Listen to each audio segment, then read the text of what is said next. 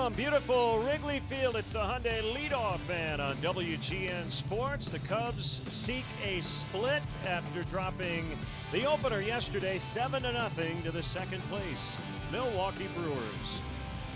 And welcome to Cubs baseball. First pitch in about 20 minutes. Along with Jim DeShays, I'm Len Casper. Just about everything went the Brewers' way yesterday, and the Cubs will try to flip the script today. Second pitch of the ball game thrown by Jose Quintana ended up in the left field bleachers. One of 4 home runs of the Brewers hitting the ball game yesterday. So Kane with his 3rd career leadoff home run, and that really did set the tone. The day really belonged to Ryan Braun. He hit a couple 2-run shots. Yeah, the book on Braun was spin it, throw him the curveball. He struggles with that pitch. He did not yesterday. Quintana threw him not 1 but 2 curveballs about thigh high over the heart of the plate, and Braun crushed both of them. The second one would have left the ballpark if not snagged by a fan out there. So the final was 7-0, but we look for the silver lining, and we found it. Yeah, the fans making plays, Cub fans at that. One on the deflection, another one, and then the reach to haul in that one. So not a real good day on the field, but a pretty solid day off the field. Cubs have to bounce back today after dropping the 7-0 game yesterday. Jhoulys Chacín with his 2nd really good start against the Cubs this season. The Cardinals won again, beating the Nationals 6-4. So St. Louis now winning 7 in a row. Cardinals 4 games out, just 2 behind Milwaukee, so they're very much in play for the postseason. Yeah, Cardinals a National League best 17-9 since the All-Star break. They've won 9 of 10. Things getting awfully tight in the NL Central. When we come back, we'll hear from Cubs manager Joe Maddon, who got the thumb yesterday, as he'll talk about today's lineup next.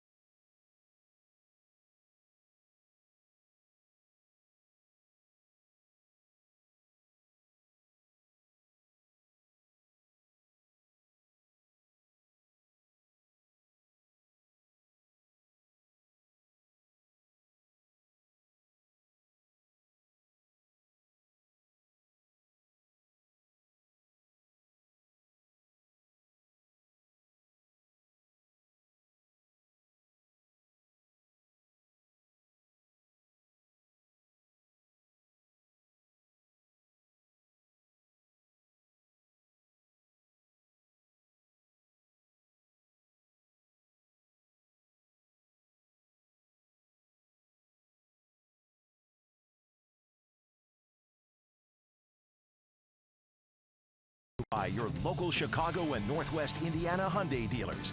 Test drive a Hyundai today.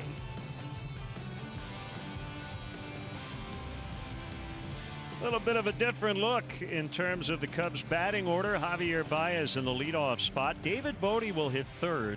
And Anthony Rizzo, who had been in the top spot, will bat cleanup. Let's hear from Joe Maddon. You know, last 10 games, I guess, were 6-4. And that's almost fortuitous based on how we've been not as good offensively.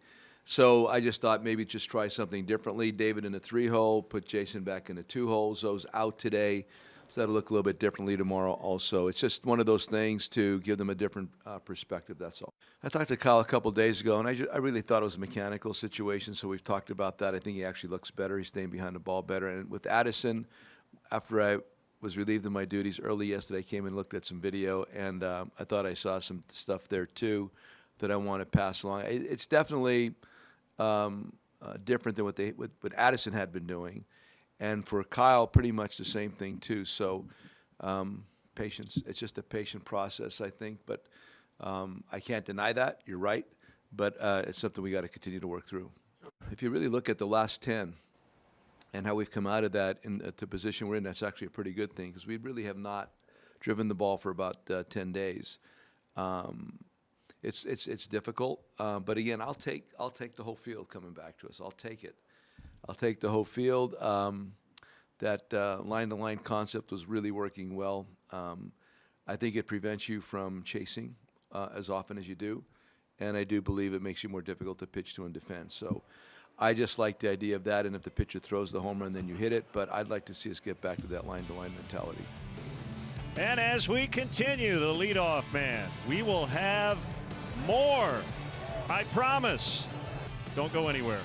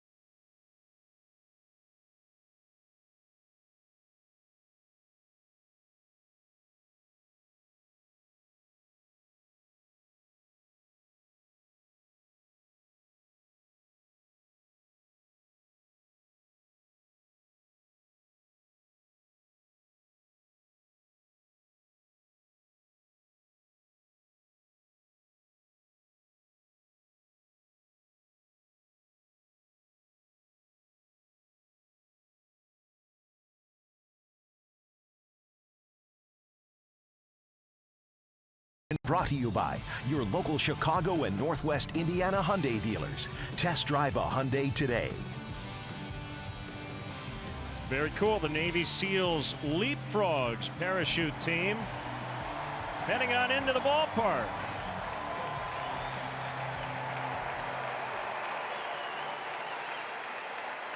A little bit of a breezy day. Wind blowing right to left. And some sun peeking through the clouds. Cubs will hit the road after this one for 4 in Pittsburgh and 2 in Detroit. Let's send it down to the field now for today's national anthem. At this time, please remain standing and join John Vincent as he honors America with our national anthem. Oh, say, can you see by the dawn's early light what so proudly we hailed at the twilight's last gleaming, whose broad stripes and bright stars through the perilous fight o'er the ramparts we watched were so gallantly streaming, and the rockets' red glare, the bombs bursting in air, gave proof through the night that our flag was still there. Oh, say does that star-spangled banner yet wave o'er the land of the free?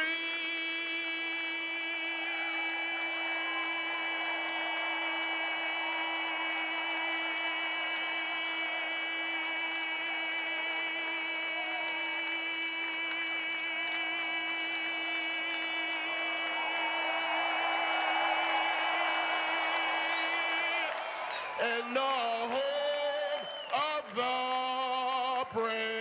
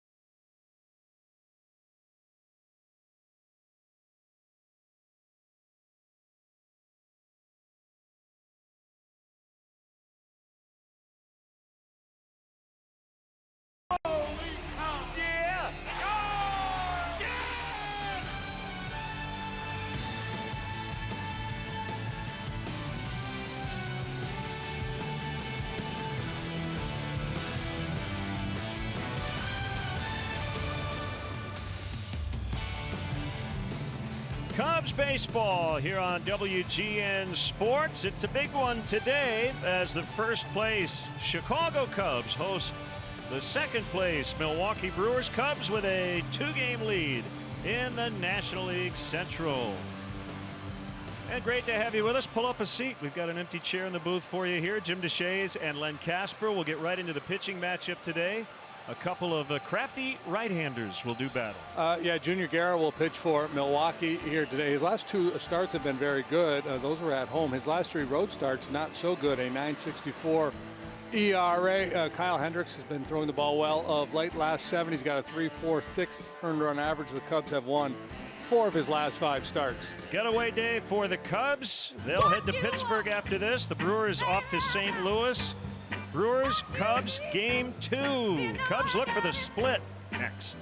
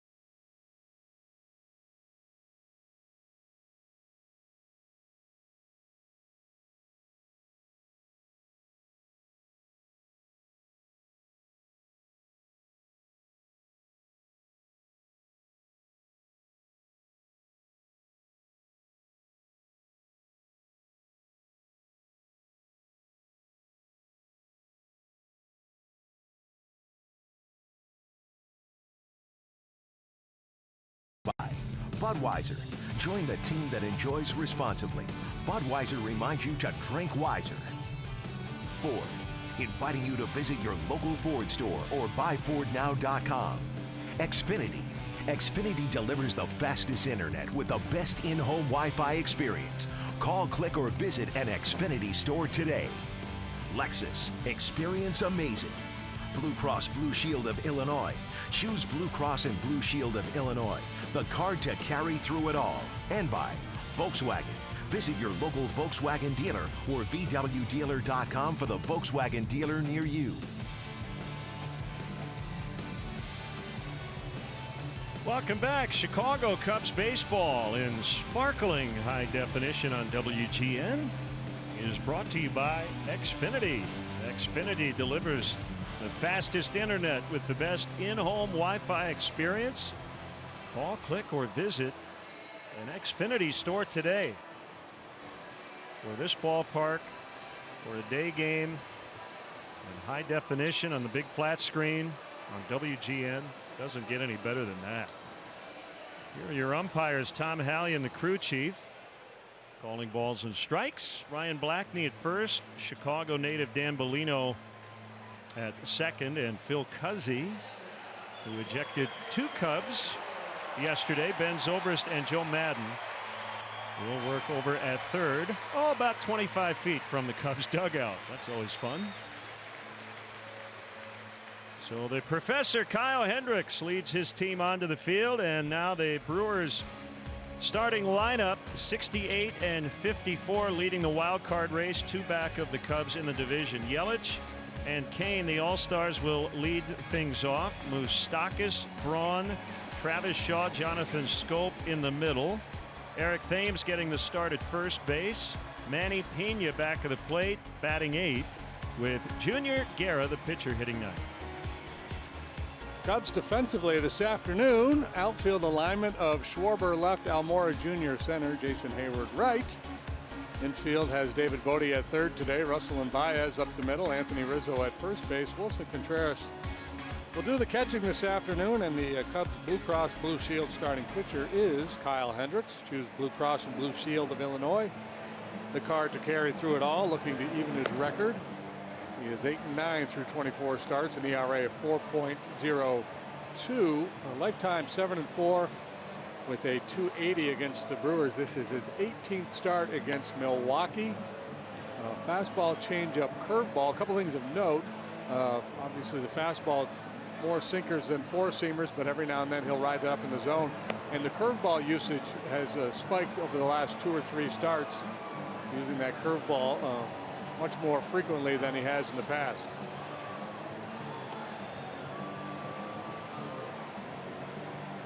Big crowd today. We are in good shape to start in terms of the weather. There might be some thunderstorms in the area a little later this afternoon. And the Brewers have been pretty upfront about how important this series is. They will be off tomorrow in St. Louis before a big 3-gamer against the red-hot Cardinals this weekend. St. Louis winning 7 in a row. The Cubs' next opponent will be the Pittsburgh Pirates. They're finishing up a series in Minnesota today. Pirates are down 2-1 in the top of the 4th. Chris Archer is working today, so the Cubs will not face him in that upcoming series. Now Colton Wong sizzling. Matt Carpenter might be leading the MVP race at this point.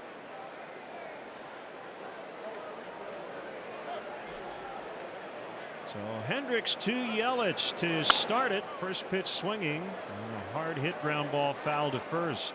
Yeah, Cardinals really responding under Mike Schilt. So now the challenge for the Cubs is to kind of kick it up a notch. They're finishing a stretch of 18 home games out of 26 coming out of the break, and they really haven't been able to take full advantage of that. Just 13-12 through the first 25 of those 26 ball games. And then they will go on a stretch where they play 17 out of 24 on the road. So you would have liked to have banked a few more W's during this home friendly stretch. It didn't happen. You just got to take care of business on the road. Change up on an 0-2 is low. 1-2 on Yelich. 85 degrees. Southeast wind at 7. Swing and a miss on the changeup. That's the first out. I mentioned the increased curveball usage, but still, when Kyle Hendricks is on the mound, everybody in the other dugout's concerned about the sinker changeup combination. The changeup plays so well off a sinking fastball. If the sinker's doing its thing down around the knees, the changeup plays that much better. Kane with 6 multi-hit games over his last 7. And he looks at a strike. This is game 13 of the season series. Neither you nor I gamble, bet on stuff, but if you did, would you lay some money on a shutout today? Because 8 of the first 12 games of the season series have resulted in a shutout. I'm guessing you would bet against it today, just based on the law of averages. Yes, I think no matter what, even if there have been 10 in a row, I would still bet against it because it's still a rarity, but it's look at the pitching. Pretty common in this series. You know, early in the year here, the 4-game series at Wrigley, it was really cold, so that was the run-scoring environment was not good. Another changeup to get a swing and a miss. 2 down.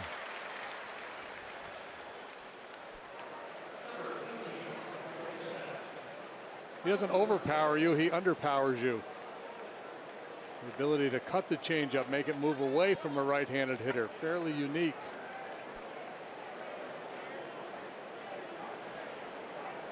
Moustakas, the third baseman. A foul strike. What was that? The first pitch he sees of the game. He was maybe sitting change up there, and he hit the 88-mile-an-hour heater into the other dugout. Stockus hits the ball hard. He doesn't walk much, doesn't strike out much.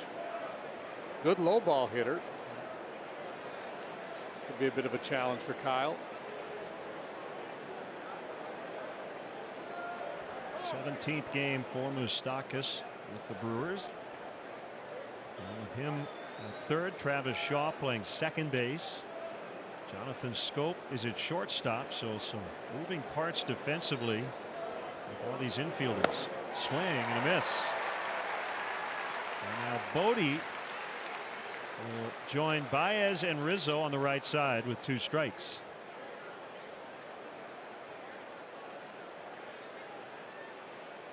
Might as well strike out the side.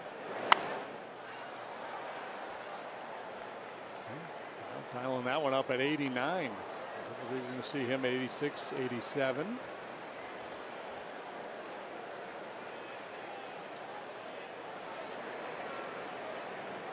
Braun on deck, just getting started. Kyle's 1-2 is popped up. Russell in the outfield grass, and he can't find it. The sky is almost completely white.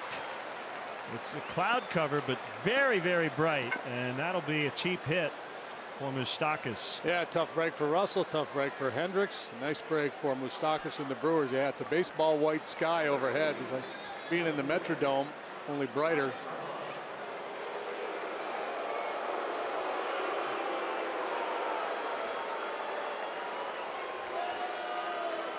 It's a helpless feeling. You just can't see the baseball.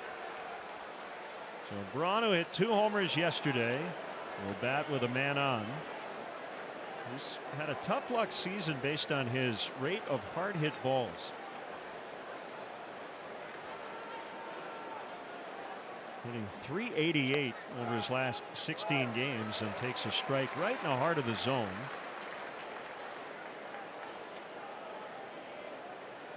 Braun has always hit Cubs pitching and has always had success here. .324 against the Cubs with 35 homers in 164 games. .338 at Wrigley Field with 17 homers in 78 games. There's a lot of boos here, and he responds in a big way.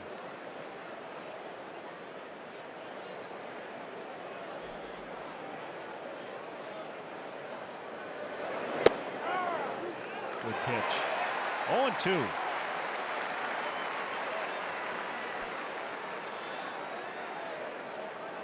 With Kyle's first inning struggles, you hate seeing an inning extended when he would have had a quick 1-2-3 with 2 strikeouts. But he is ahead of Braun 0-2. And Russell will get another chance, and that's it. Cubs coming up against Junior Guerra when we return.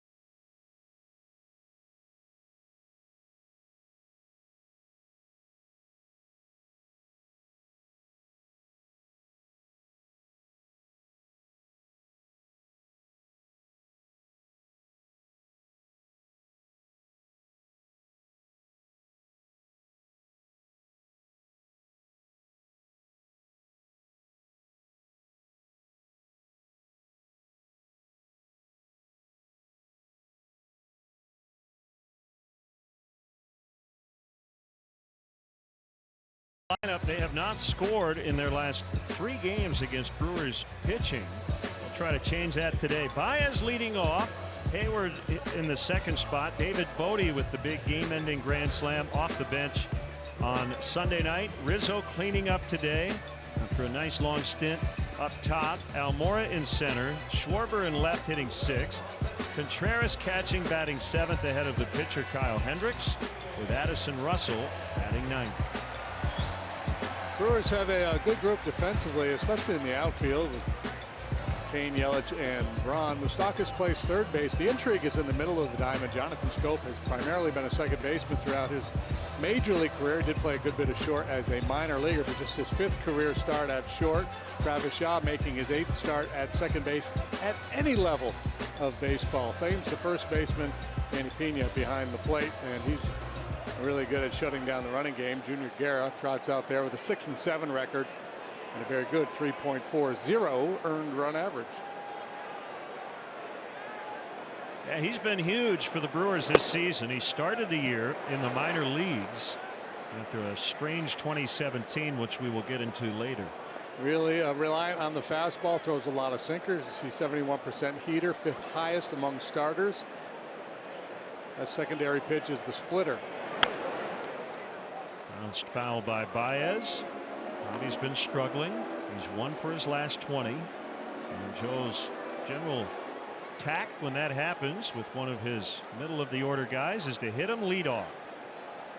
Shake things up a little bit.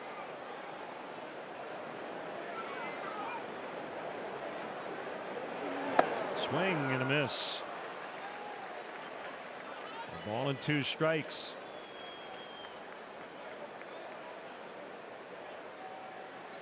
Hayward and Bodie to follow. That southeast wind right now is blowing straight in from the center field scoreboard, and it could be variable today with possible rain coming later.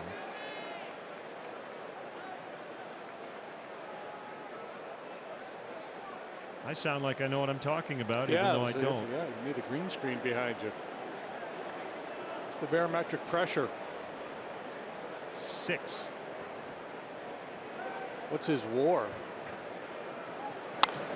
Popped him up. Guerra asking for help, and Pena wanted it, but he's called off by Moustakas.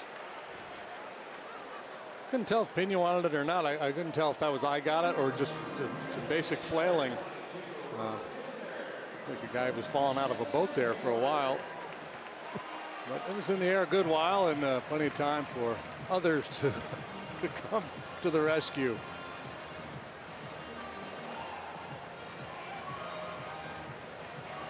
Jason Hayward now digging in.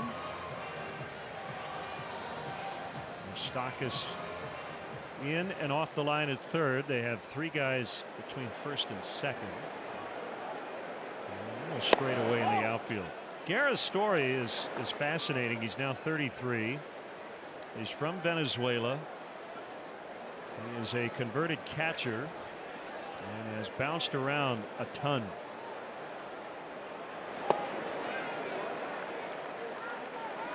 Braves, Mets organizations, the Mexican League, independent ball in the States, the White Sox, the Brewers.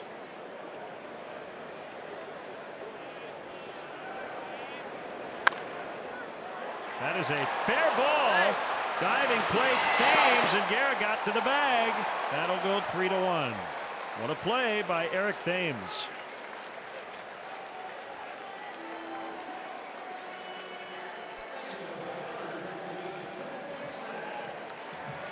Yeah, beautiful play by Thames, and not an easy finish either. He's got to make this backhanded flip to the bag, and it's not a short toss.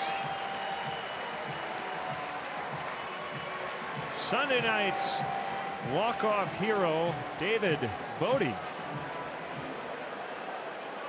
That was one of the most thrilling moments in a while, and the Cubs have had a lot over the last 3 or 4 years. The Hayward grand slam to beat the Phillies. All the postseason highlights, but that was pretty special.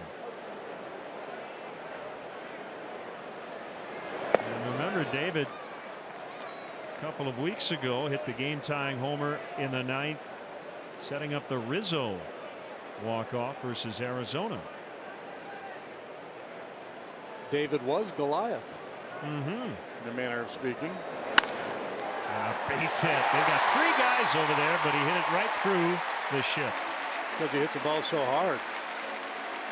Barrel has been finding back of the baseball so often for David Bodie. It's been most impressive.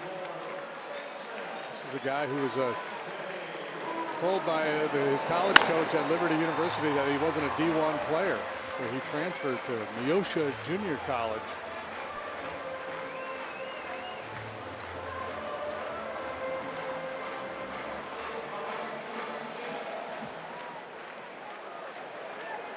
Keeps the inning alive for Anthony. His last 27 starts had been from the leadoff spot, dating back to July 13th. StatCast AI is powered by AWS. Yeah, I was talking to Joe about his decision to take Anthony out of the leadoff spot earlier today, and he said, you know, the numbers still support Rizzo hitting there. He's done such a nice job at the top of the order, but the team has struggled of late scoring runs, so it makes perfect sense to shake things up. And in the deep left, and it is gone! A basket shot.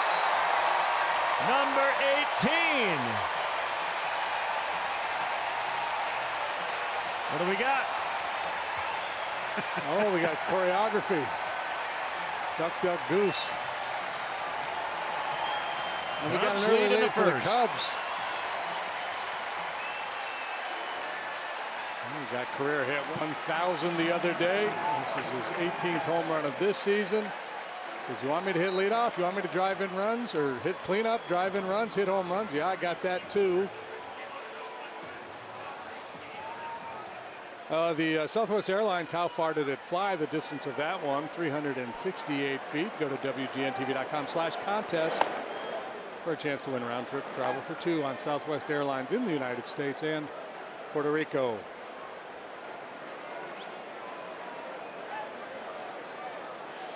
The shutout streak is over for the Brewers against the Cubs at 27 innings. Almora rounds out to Scope.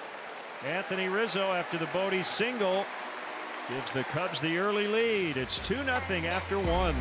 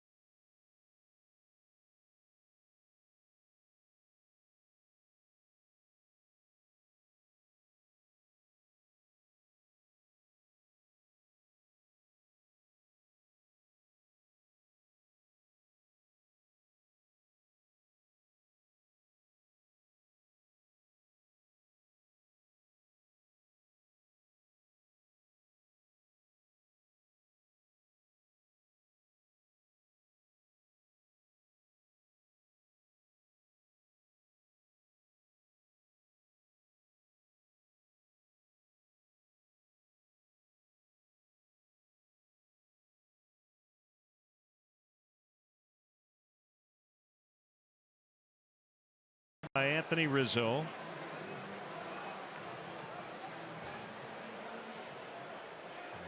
Hendricks will face Shaw, Scope, and Thames.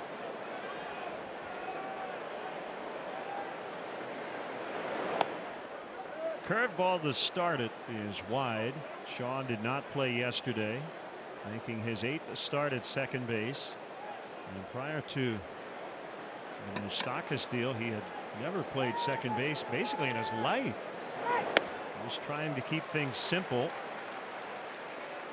And that position, second base, has not provided much offense for the Brewers. They've used 9 different starting players at second. Has not been particularly productive offensively. 1 and 2, really the middle spots. Early in the year, a lot of VR and Arcia, second and short. And Shaw strikes out.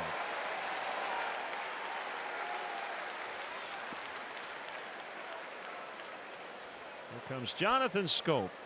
3rd strikeout of the day already for Kyle Hendricks. This time an elevated 2-seam fastball.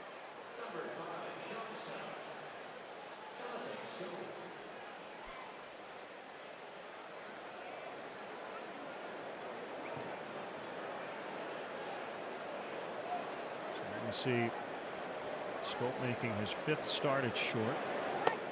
He was having a great time with the bat before he got traded, but has gone cold in the new uniform. 6 out of 40 with no homers in 12 games.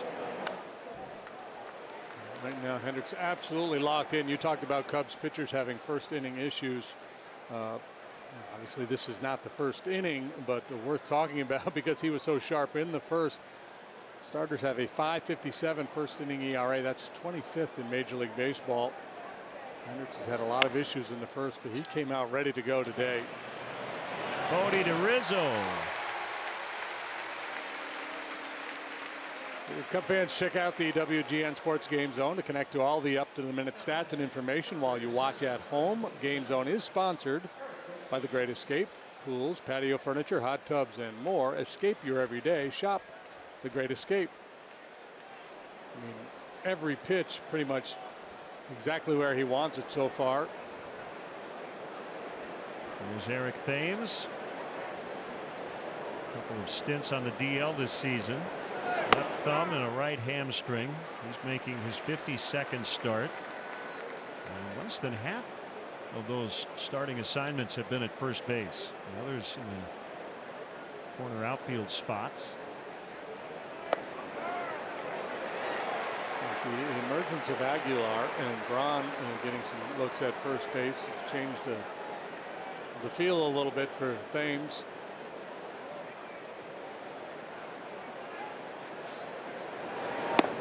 Swing and a miss. Wow. Ooh, man, the professor looks sharp early. 2-0 Cubs.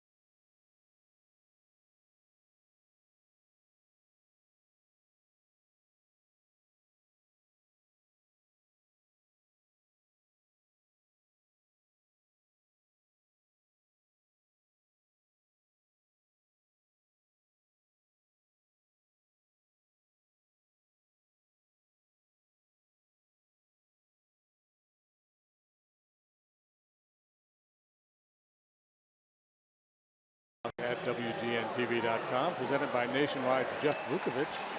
Go to jeffvuk.com or follow him on social media. Nationwide is on your side. Cubs batting in the second inning, leading 2-0. Kyle Schwarber 0 for 3 yesterday against Milwaukee, and now Junior Guerra fires a fastball low. Kyle's 25 years old, 4th major league season, although 2016 comprised of just 2 regular season games and then a great World Series as he came back from knee surgery.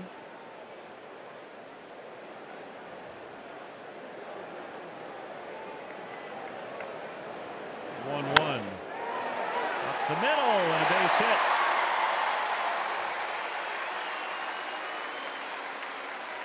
Leadoff single, Kyle Schwarber.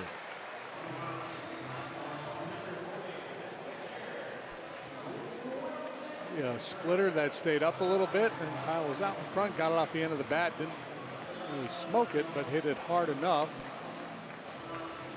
to get the job done. But Guerra highlighting his fastball usage, and for good reason. He's throwing a bit harder than we've seen in the past, averaging 93 miles per hour this year. Wilson Contreras 1 for 13 on the homestand.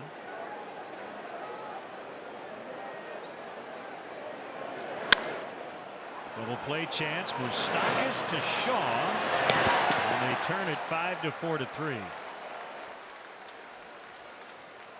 Every W counts, so everybody in. We've hit the stretch run. The Cubs need your support as they chase another NL Central title. Tickets are still available for the Reds and Mets homestand at the end of this month.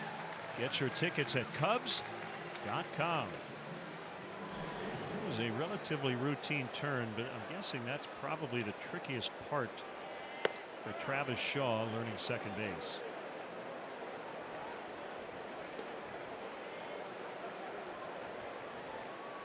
Yeah, that and some of the cutoff and relay plays. We're able to be pretty deliberate here.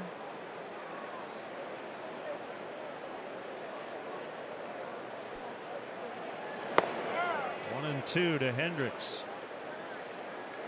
I imagine Craig Counsell has talked to him a lot since he's moved over there. Say, let's just make sure we make the sure plays. Don't try to get too quick, too fancy out there. And that's a quick inning for Guerra with the double play ball. 2-0 Cubs after 2.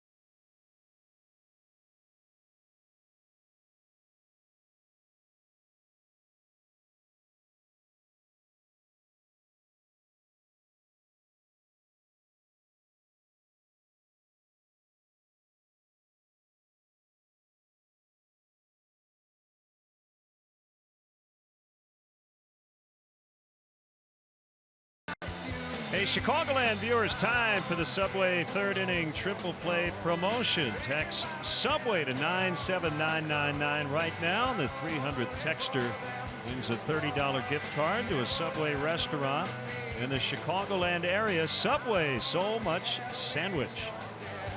And they're keeping score today, too. Third inning, Milwaukee will have Pena, Guerra, and Yelich against Kyle Hendricks. He has hit all of his spots here early on. Yeah, the nickname is the Professor. It could very easily be the artist or Picasso or something like that. It's really fun to watch when he gets locked in.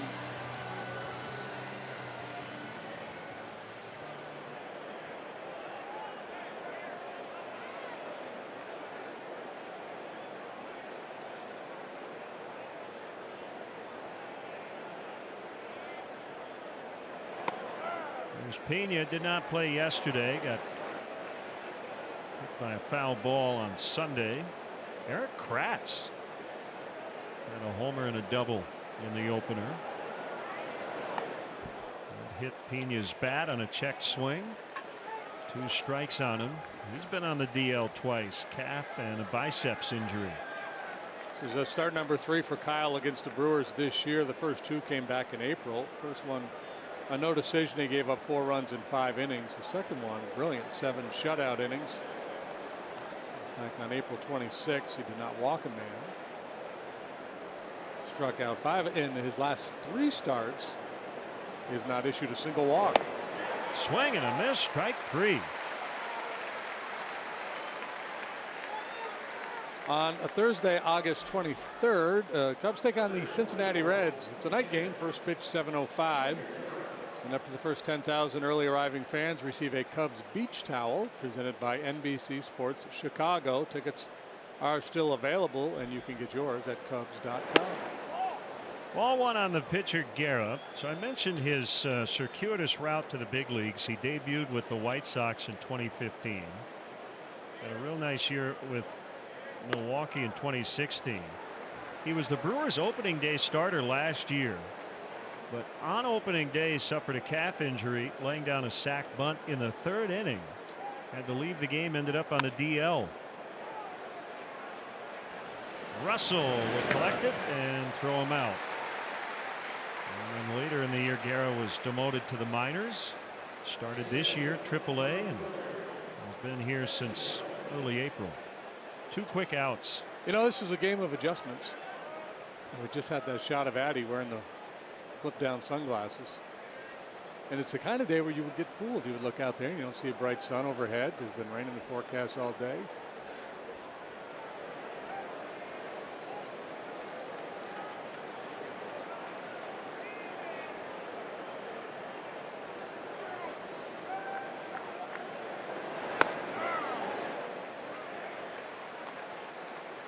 This would be one of those things you put under the category of due diligence. Even if you're not taking BP on the field, make sure you come out early. Check out the conditions. Outside on Yelich.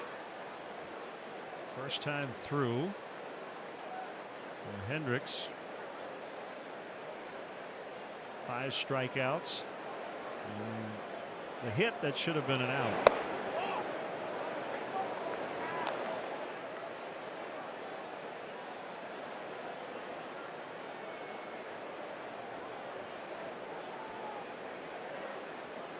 Has faced the Brewers a lot with good success. There's a base hit. That'll get Kane to the plate.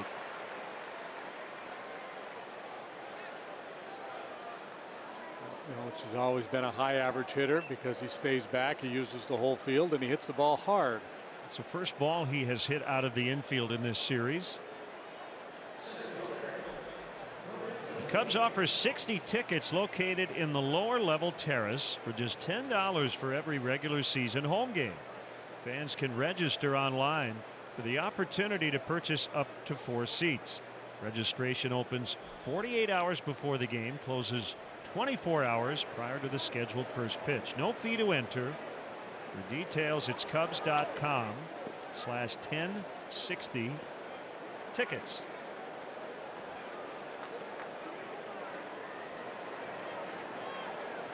Kane third in the NL for his on base percentage. Started the day 391. And he takes a strike. These were their two big offseason acquisitions. Yelich via trade, Kane via free agency. And they have delivered. There's a better 1-2 punch at the top of the order in the National League. Both good athletes. Excellent in the outfield. And for Kane, it's his second tour of duty with Milwaukee.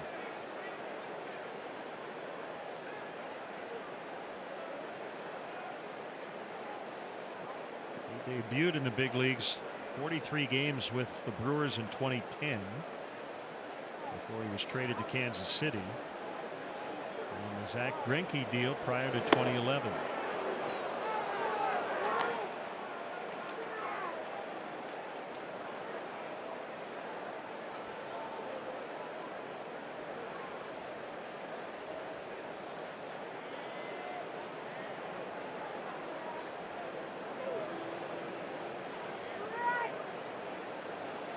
Here's a 1-2 pitch, a topper. He's got good speed and a barehanded pitch by Bodie. He got him!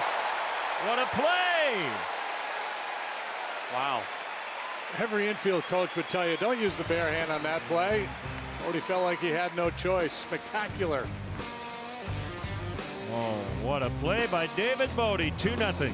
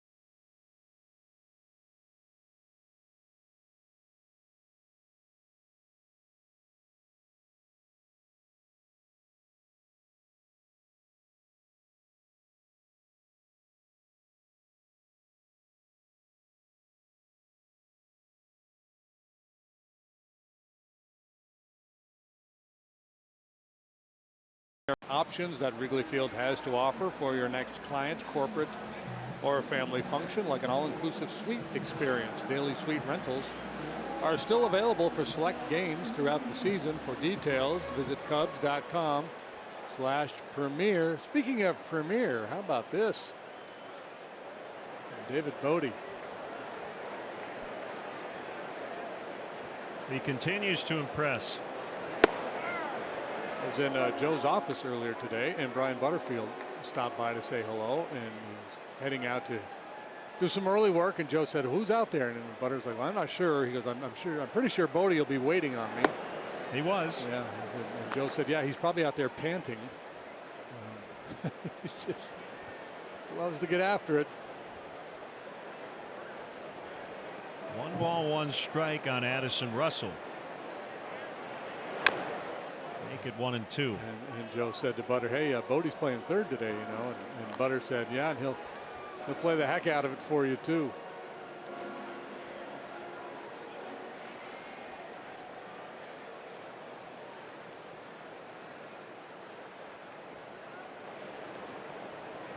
The wind and the pitch off the inside corner. Any one of the Cub hitters who needs to get it going.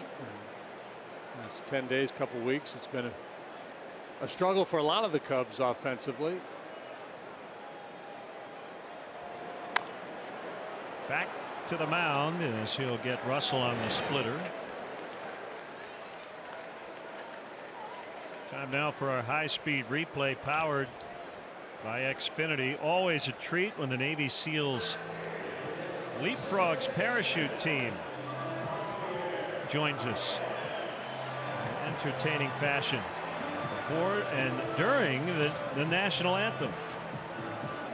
It's amazing how powerful that parachute is. It could slow him down that much, almost like he was going in slow motion.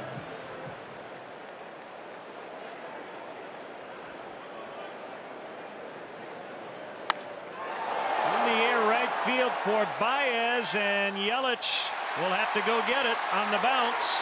Baez trying for 3, and he's going to make it. Standing triple. There was a little mishandle out there in right by Yelich. Certainly aided Baez's cause. And a big chance to play add-on now. Cubs had 3 hits yesterday, all doubles. 2 of them came leading off innings. They weren't able to do anything with them. Big high bounce. I guess he didn't mishandle it as much as just had to wait for it to take a couple of bounces. His 8th triple of the year, and that replay brought to you by IDOT, reminding you that safe driving habits really are a matter of life or death. Learn more at lifeordeathillinois.com. Infield in against Jason Hayward.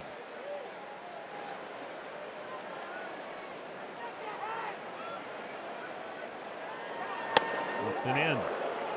Jason has thrived in these situations this season, getting over 300 with runners in scoring position. Craig Counsell going to bring the infield in. The way Kyle Hendricks is going here today, can ill afford to give up any more.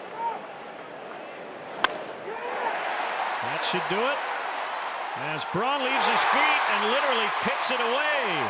Hayward will have a double. It's 3-0.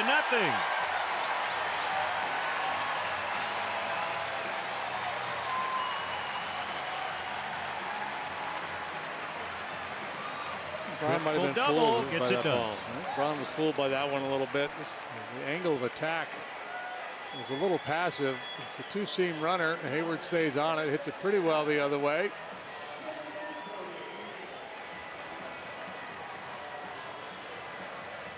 Braun had started to belly out a little bit, like it was hit more sharply, and he was going to have to cut it off before it got to the gap, and then tried to curl in and make a play on it, and was late. So the batter now, Bodie. Already a hit, a run. A defensive gem and a bouncer to short, throw to third, and Hayward's out.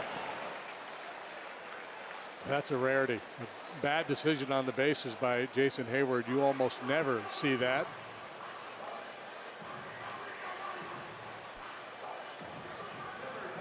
Yeah, Cubs have made some mistakes on the bases here the last couple of weeks that they had not made earlier in the year.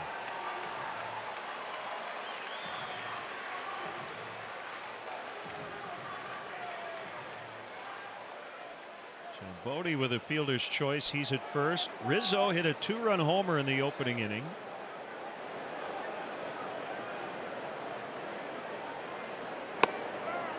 And he takes a strike.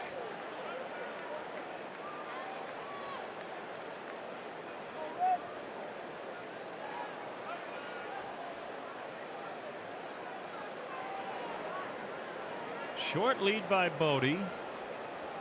Garrett's 0-1, swing and a miss, and a good split. Let's check out the Ford drive of the game. Just got it into the basket, 368 feet from home plate. Look at the typical Anthony Rizzo home run. It's a towering drive to right. This time solid beneath the wind line drive. Dropped by Thames. He's got time. Guerra tags him, but he's safe. Guerra thinks he's out.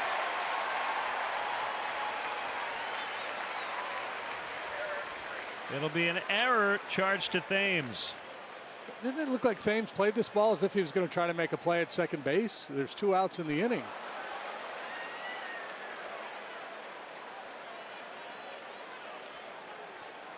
He tagged him on the back foot, but by that time the right foot had already hit the base. I don't think he got him before that.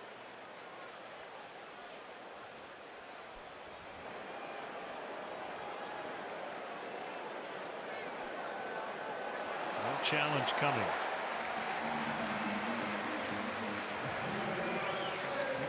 It was definitely safe.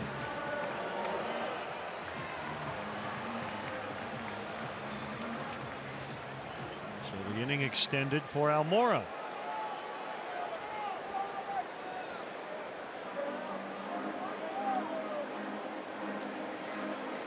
And he wants to know where they're going with the ball in case the Cubs run here.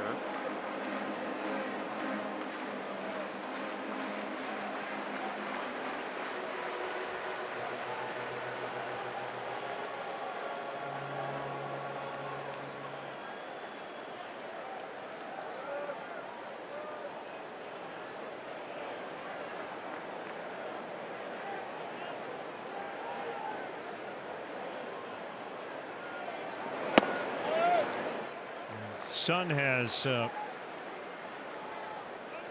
an appearance. A really bright sky at the moment. Here's your Lexus run predictor, brought to you by your Chicago area and Northwest Indiana Lexus dealer. The lights have been on since we started. Kind of a hazy, overcast day for the most part. We might get some rain a little later this afternoon. Albert, usually very aggressive, likes to attack that first pitch, finds himself now in a favorable count against a guy who's 70% fastball. See if he gets one to hit here on 2-0.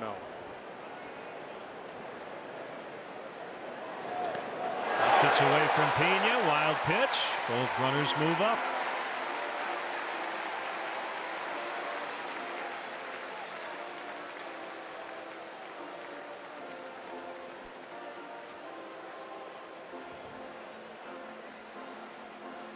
Pena really didn't have a chance. Trying to throw that 2-0 glove side split finger pitch, and that's a very difficult pitch to execute, and the last thing he wanted to do was have it float over the middle of the plate, so he basically spiked it.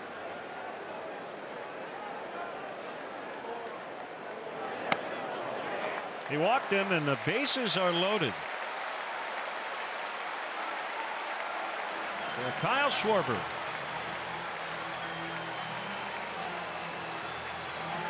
Cubs already leading 3-0, really trying to open it up in the third.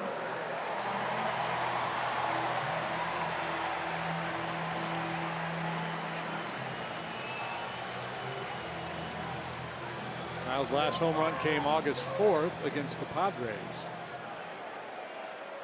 in case you were wondering.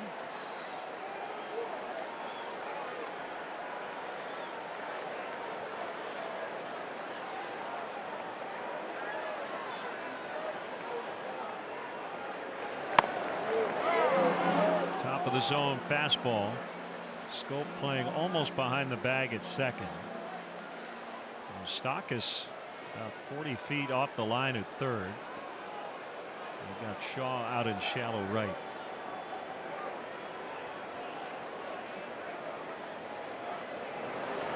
Swing and a miss. Time to go to work. 0-2. Hoping to get the heater there and well out in front of the splitter.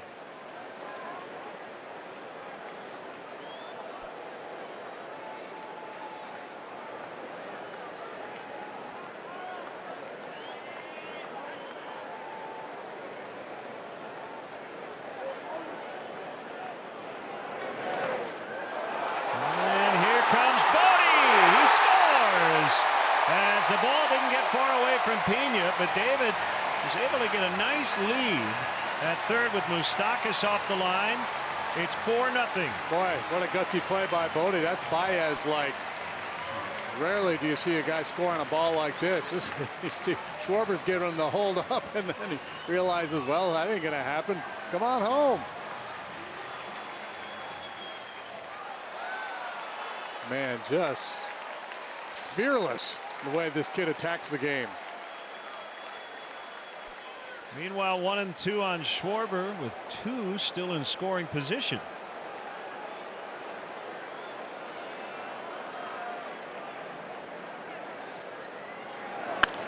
Bounce to first. Thames backs up on it. Guerra at the bag. So the Cubs get the power early, the triple, the double. Then they take advantage of the Thames error. An excellent base running by David Bodie. It's 4-0.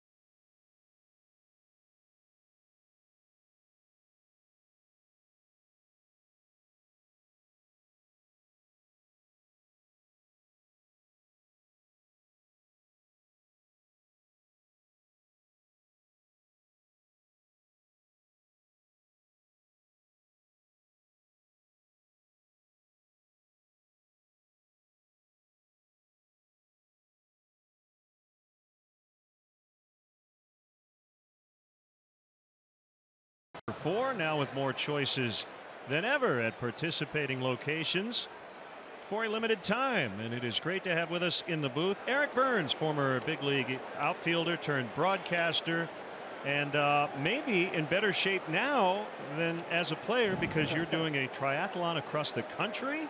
Well, and it's a different kind of shape, but yeah, it's been quite the adventure so far. So tell us about it. A triathlon means you got to run, you got to swim, you got to ride the bike. Correct. What have you done so far? So essentially, my wife and I started a foundation called Let Them Play, and it's all focused around youth activity. 97% of public schools no longer have everyday physical education. 70% of kids do 0 after-school youth activity programs. Obesity rates are triple than what they were when I grew up in the 1980s. And kids are spending 7 hours a day in front of a screen. So we figured, you know what, let's do something about this. And we created this foundation and started thinking after baseball, I got into doing Ironman triathlons and ultra endurance runs.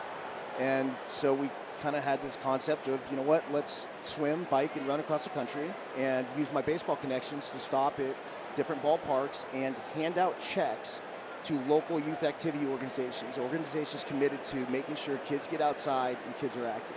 That's so great. Swing and a miss by Moustakas for the first out. So any idea of how much money you've been able to raise so far? What the target is? Well, you know what?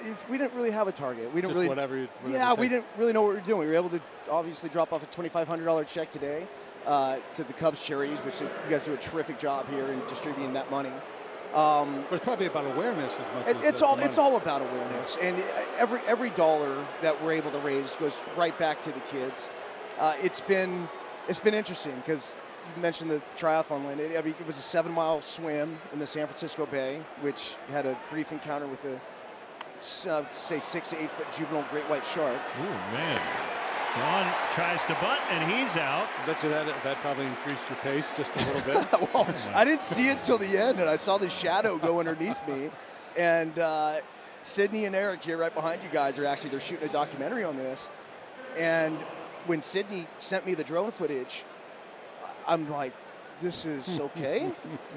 This is a shark. Yeah. And but you know, we were able to obviously get out of the water, thankfully, and we've made the ride now to Chicago. We arrived at Wrigley Field last night at about 8 p.m. and it was a wild one, to say the least.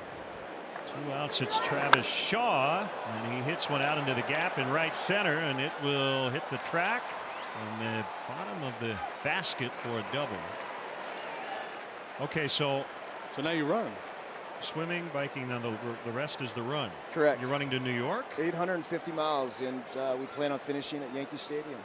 And that starts tomorrow? That starts tomorrow. We're going to start with about 33 miles. So during the bike, I averaged probably 100 to 154 miles was the longest bike that we had, but definitely averaged well over 100. And then, as you guys see on the screen, those are the different stops that the cities we're going to stop in and distribute the grants to the local youth activity organizations, and then it culminates at Yankee Stadium. So we're probably looking at about an average of 30 miles per day on the run. Well, the Brewers here rallying with 2 outs. Jonathan Scope with a run-scoring double. They're on the board. And it's 4-1 here in the 4th inning. Do you have anyone who's joining you for parts of these rides and runs? Had a good buddy. Keep your spirits up? Yeah, Len, I had a good buddy of mine, Michael Kowalski, a training partner of mine. He's from Arizona. He joined me for the ride from Oakland to Salt Lake City, and then he went back to corporate life for a week or two, and then rejoined again in Omaha, and met up in Omaha, Nebraska, and then again, the two of us were able to roll in here last night. I have my wife with me. I have my 3 young kids. So they're in a van or they're in an RV or something? Jim, you're right. Yeah, it's been a total team effort. I'm not kidding. I could not do this alone. There's no chance. Those people who do self-supported rides and runs. Right? Mentally, it's got to be really tough just to go the next day. Mentally, of course, yes. But just on top of that, just the logistics of planning the routes and then the nutrition along the way and the hydration and everything else that goes along. To have a van right there, it's a big-time game changer. And for you, you've been in baseball your whole life, to have a summer where you can see the entire country and incorporate baseball into it. I mean, it's kind of the best of all worlds. That was the idea, just being able to incorporate the endurance world that I'm sort of living in now, the baseball world, in which I still work for Major League Baseball Network, and to be able to go to the ballparks, and then obviously, as you guys know, the family life, and just being able to be around the kids and let them experience what other parts of the country look like. We were able to go in actually to a town in Iowa, Morristown, that just got ripped up by a tornado. Another base hit. Let's see if Scope's going to try, and Ed Cedar's going to send him. Here's the throw by Hayward. Safe. Contreras just couldn't get Scope as he slid around that tag, and we've got a guy, an expert here on that particular play. You've talked a lot about home plate now with all the new rules, and that's the way a lot of guys are doing it. They're going around that tag, Eric. You're right. Contreras goes out to get it, and you're seeing a lot of catchers do that. Obviously, they're giving the base runner the lane, but as a base runner, when you're coming in, that's exactly what you want to do. You want to go as far to the right as you can as possible and then try to sneak your hand in there. The home plate's been very interesting over the past couple seasons. I think them just trying to get the rule right and trying to figure out what's the safest way to have guys go in there yet still maintain the integrity of the game. Yeah, we watch you. We know you've been defending guys like Rizzo, and that one almost hit Pena. And we are on MLB Network today, so nobody, a lot of your colleagues are watching. Nobody takes somebody out of home plate in a coat and tie as well as you do, my friend. Well, there's two things. I mean, it's kind of just to say fitting that I'm here today because last night as well, we had Ben Zobrist make a comment. I was going to ask you about that. You oversaw the computerized strike zone. I wanted to ask you how it went. It went unbelievable. There was an argument within the 2 games that we implemented the automated strike zone, and finally now it's taken a little bit, but you see players and managers. I know Joe Madden's come out and he's mentioned that he's in support of it as well. It just makes sense, and it has nothing to do with the umpires. It's just about giving them the available information that we have sitting up here. Len, I'm looking at your computer right now. You can tell what every single ball, whether or not it's a ball or a strike, right? Yep. And it's been something I've been incredibly passionate about. And then the other thing with Rizzo, I know Major League Baseball came back with the slide at home plate and said, hey, well, he was in the wrong later. Look, there's a certain part of the game, and I'm just going to say, I'll call it the integrity once again here. We got to preserve it. We have to. There's a certain element of this is not a big-time contact sport, but guess what? This is sports. We play sports out here. And when Anthony Rizzo went in there and made a great baseball play by taking out a catcher who's become all too comfortable just sitting back like, oh, I'm not going to get touched these days. Hey, like, the bottom line is he did what he had to do to help the team win. Catcher ends up throwing it away, and that won the Cubs the game. Yeah. And so we're going to sit here and say, oh, no, now this is wrong? No. It forces you to do a double take because you get used to seeing the game played a certain way for so long. And within the letter of the law, the rule of the law, it was a proper call, but it doesn't look right. Yeah, it doesn't look right. And they will get the out at second. And the Brewers end up scoring twice with 2 outs. So Eric Burns, Godspeed. Enjoy the rest of your trip. You're doing some great stuff, and thanks for stopping by. Len, Jim, I really appreciate you guys having me on. Eric Burns, 4-2 Cubs in the 4th.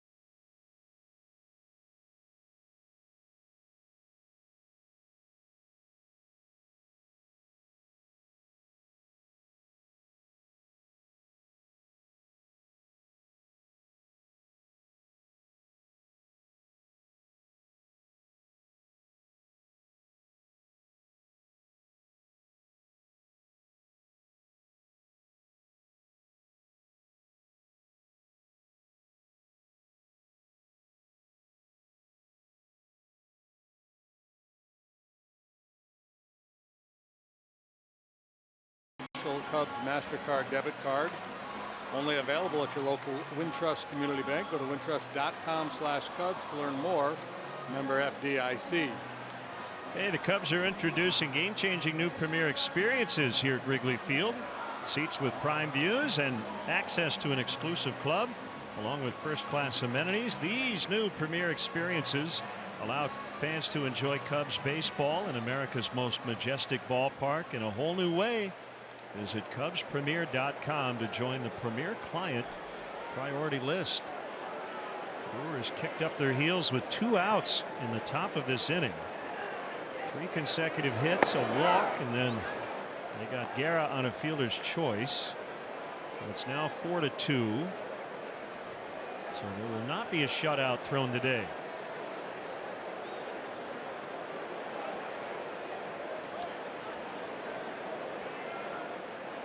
strike on Wilson Contreras with Hendricks and Russell to follow.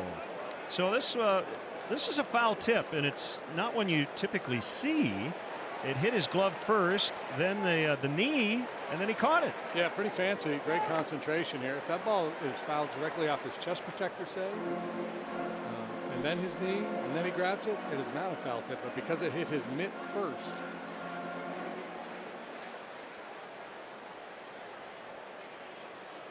I tweeted about that very thing, a foul tip versus a foul the other day. So glad it happened. There's another ground ball through the shift. Bodie had one earlier.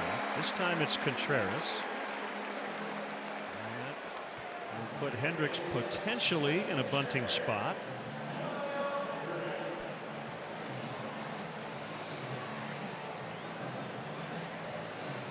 Hit it into the ground, but it had enough pace and was in the right direction. Found a little seam in the defense. So Shaw was kind of peeling off. He would not have had a play even had he continued to go after it. Oh, bunts. It's a good one. 1-4 to get him on the sacrifice.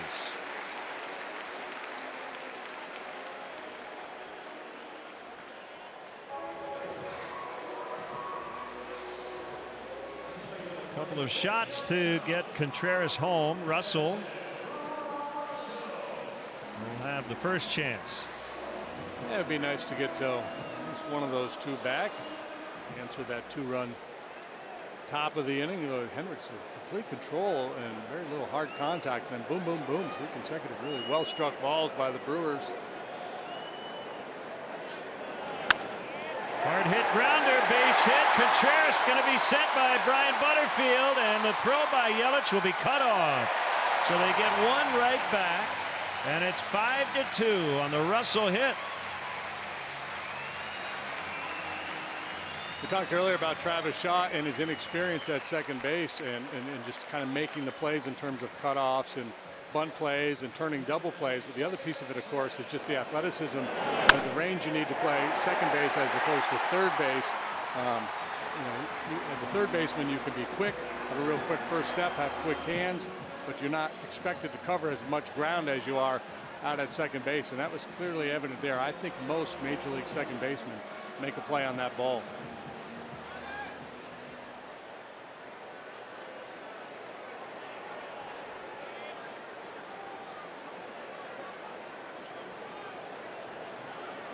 Baez a triple and a run in the third, and a foul tip strike. Baby, let it eat. Yeah. It's not hit all that sharply, and just the big league second baseman are at least going to be able to knock that ball down. Keep that runner from scoring.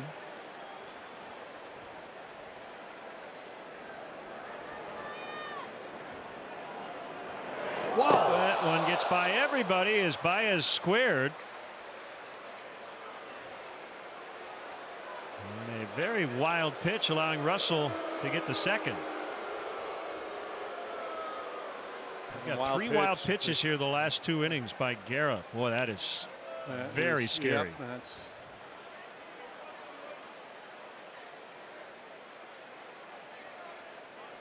I'm amazed he was able to get out of the way. Well, look at him in limbo. He's so quick, so agile, so flexible.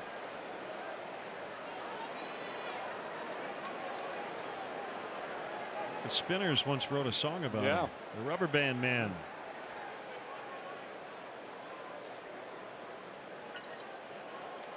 That could be a good theme music for Javi. I believe that was the entrance music for Carlos Marmol back in the day.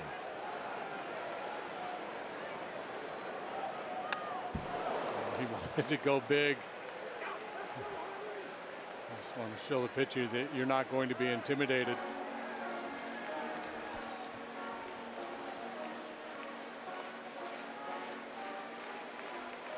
Right into your living room.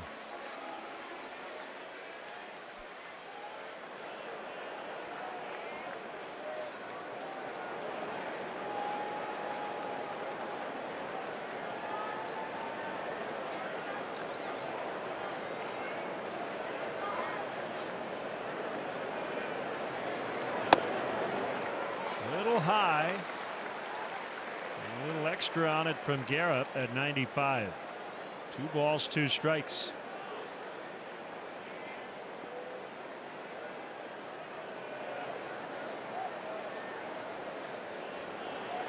Most right-handed pitchers, when they're trying to finish off Baez, they're going to go slider or curveball away or elevated fastball. Garrett's best secondary pitch is his splitter. So he's just trying to hump up and throw it 100 miles an hour right now. And isn't really commanding it. Doesn't make it a very comfortable at bat for Baez. We'll have a slight delay as the Brewers want to check on that last tag at second.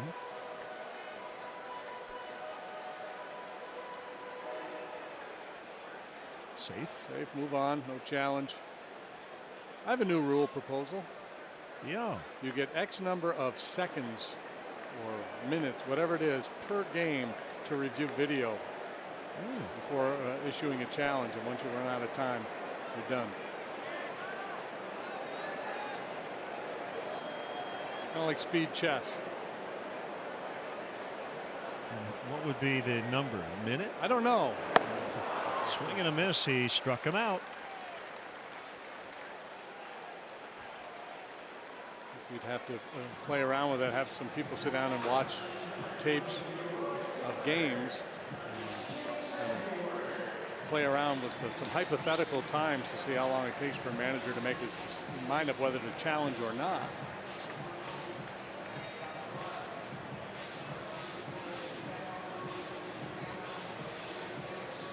See how much stress that would cause back in the video room. Yeah. Well, clock is 3, ticking, boys. 2, 1. Stop the clock.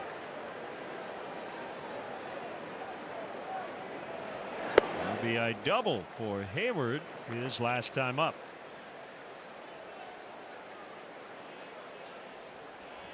Big game in Oakland coming up later this afternoon. Mariners and A's. The A's are 1 game out of first behind the Astros in the West. Houston's lost 5 straight. Oakland has won 4 in a row. Shaw can't get this one. Russell scores 6-2.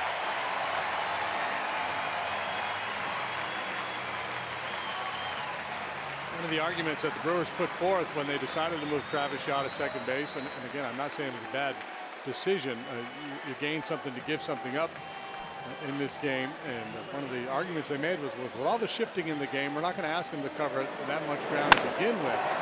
But here they don't have 3 on the right side of the infield. They've got Scope playing strong pull, but he's still on the shortstop side of the bag. So again, more room for Shaw to cover.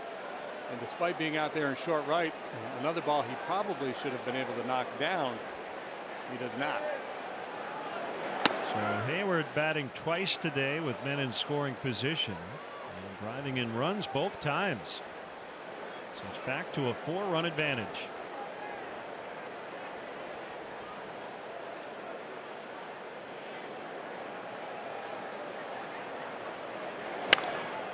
Bodie in the air out in the shallow center. Shaw out. Kane in. It drops. And Hayward will stop at third. Bloop hit David Bodie.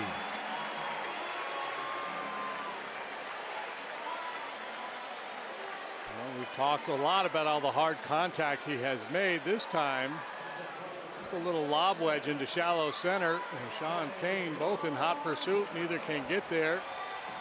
Ryan Butterfield goes way down the third base line looking for an opportunity to score. Hayward ultimately has to throw up a stop sign. That is it for Guerra.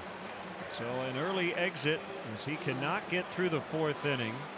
Left-hander Dan Jennings will face Rizzo when we come back.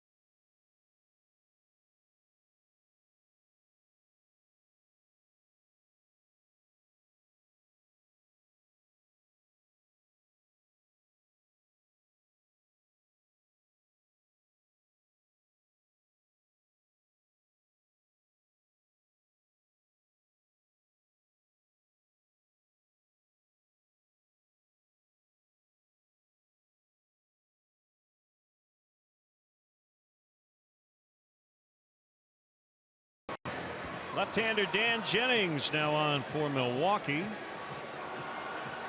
Jennings worked in the ball game yesterday. He's worked frequently. This is his 58th appearance. He is 4-4 with a 3.18 earned run average. League bats .263 against him. He's walked 19, punched out 42, allowed 5 long ones. So 1, 2, 3, a ninth for him yesterday. Herky jerky, little funk going on delivery.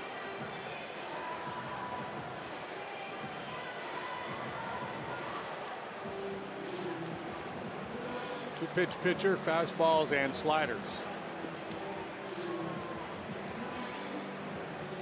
Runners at first and third.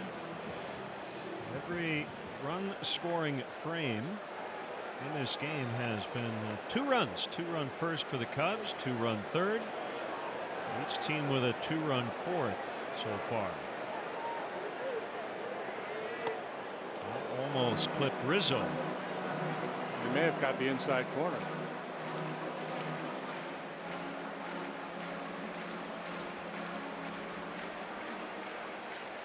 Chatting with Tom Hallion.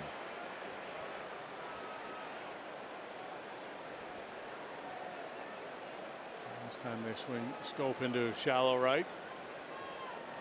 So they deploy the 1-3-1 zone.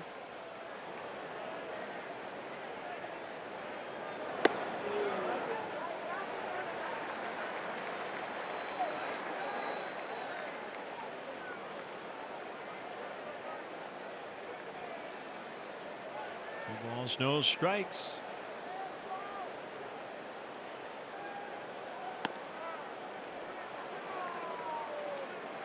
I would imagine part of the thinking for Craig Counsell today with Junior Guerra on the mound. He's not an extreme ground ball pitcher. He's a little bit below average in terms of the ground ball rate. So he probably felt pretty comfortable compromising his defense a little bit, infield defense anyway.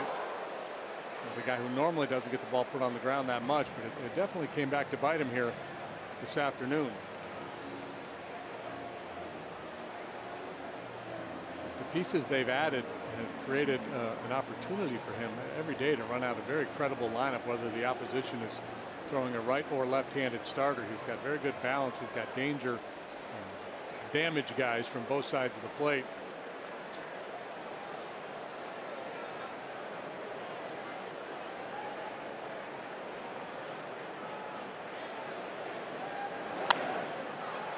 Popped up, shallow center, and that's going to drop down. Shaw couldn't find it. Hayward scores 7-2. Boy, put the ball in play today.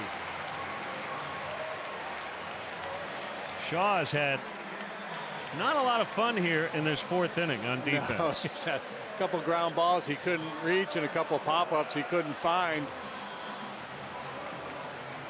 Back-to-back lob wedges. The rally continues. Whatever you do, don't hit a line drive at somebody. The baseball gods are shining upon you. You don't want to challenge that. Grab that thing by the barrel and swing the handle.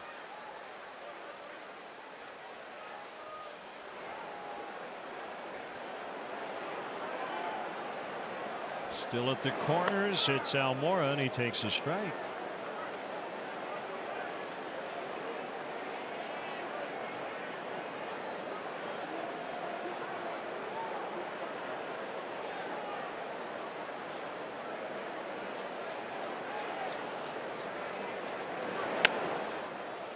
Cue shot foul off the end of the bat. It's 0-2. Just after the Brewers got back in the game with a 2-run top of the 4th, the Cubs have responded with 3 of their own.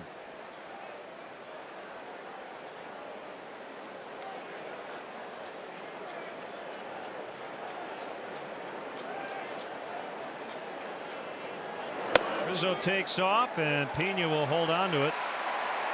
So Rizzo gets his 5th steal.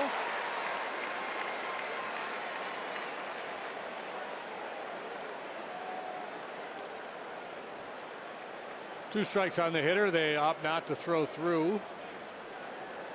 Make a mistake and lead to another cheap run, and that's what happens when you got a guy like Bodie on the bases too. An aggressive player might take advantage.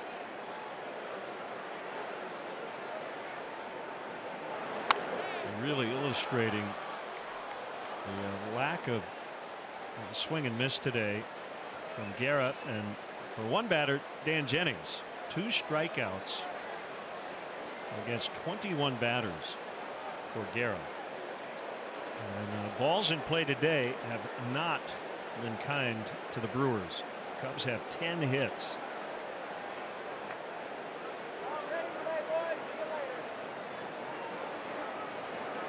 So a small some sample. soft contact in this inning in particular. Guerra's strikeout rate less than 10%. Kyle Hendricks today 33%. So 6 strikeouts, 18 hitters. And the Cubs struck out 12 times in the ball game yesterday. So you don't put it in play very often. You obviously limit your chances.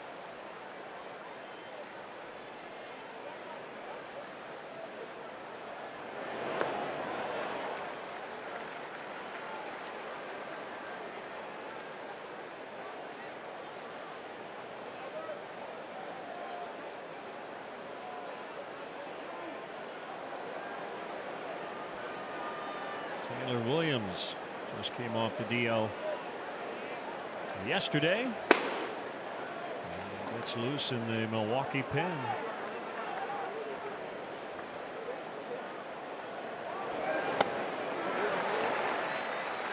Two to 3-2.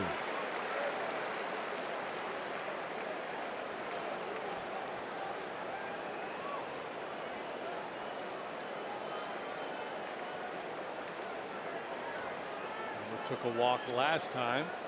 The guy's out there in scoring position. You know he wants to drive him in, so he might be a little anxious here.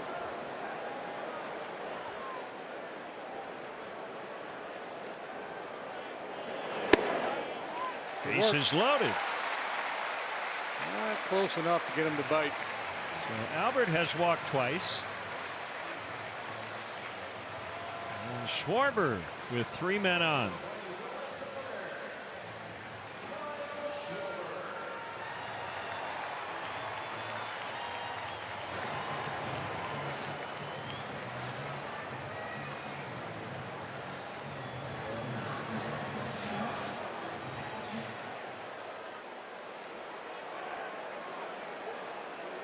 Was up there last time with the bases loaded. And a run scored during the at bat. And a wild pitch.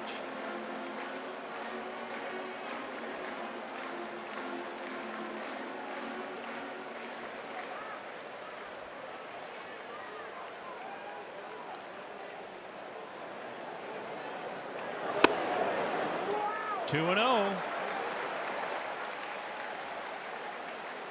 Bodie at third, Rizzo at second, and now Almora at first. 3 runs in.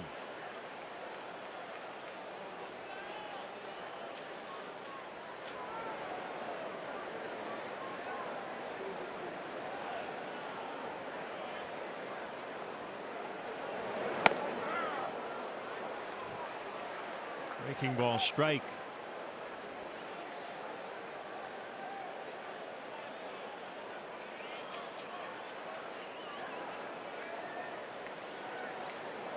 Jennings in relief of Junior Guerra. Good slider there. I like what Pena did 2 pitches ago, just prior to the pitch 2 pitches ago, where he tapped his glove, just subtle, just reminding Jennings, hey, you know, just go ahead and play catch. You and me, try to wipe out all the noise. The base runner's the guy in the box. So many times as a pitcher in this situation, you think about all the negatives. Whatever you do, don't hang it. Don't do this. Don't do that. And Manny Pena just saying, just go ahead, see if you can find the glove here and something good will happen.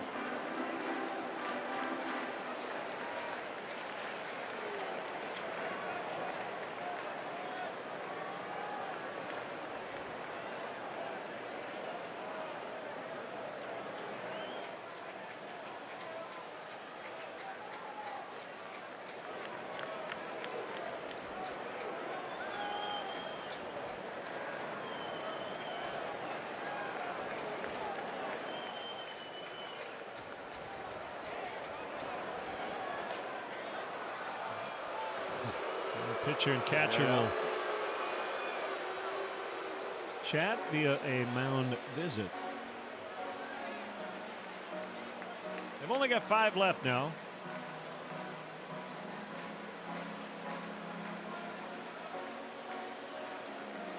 Schwarber less than 200 this year with runners in scoring position, but he's taken a lot of walks.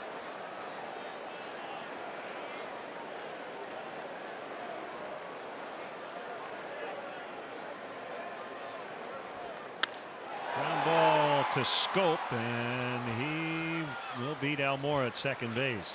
A 3-run bottom of the 4th. After the Brewers got back in the game, it's now 7-2 Cubs.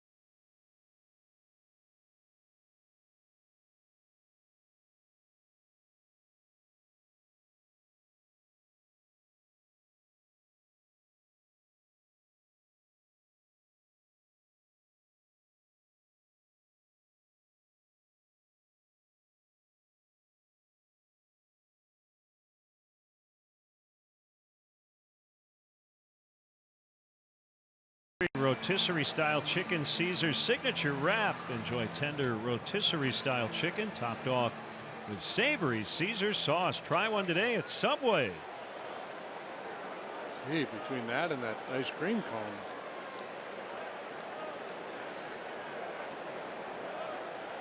Long bottom of the 4th. The Cubs added to their lead. It's now 7-2. Top of the order, 3rd time around for Milwaukee against Kyle Hendricks.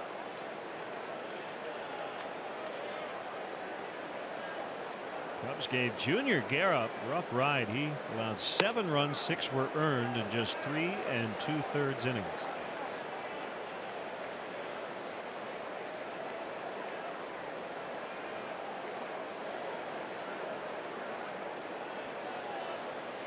One to Yelich. Fouled back.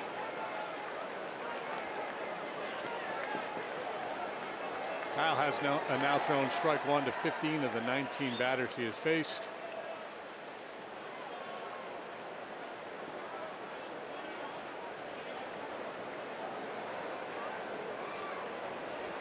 Swing and a miss. Strike 3. Changeup to get him. Number 7. Let's step aside and see what's coming up on WGN.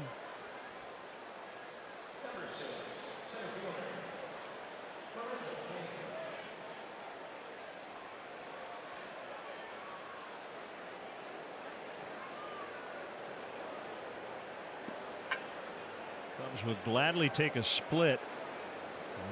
A 3-game lead into Pittsburgh. And they've got a 5-run lead here in the 5th inning.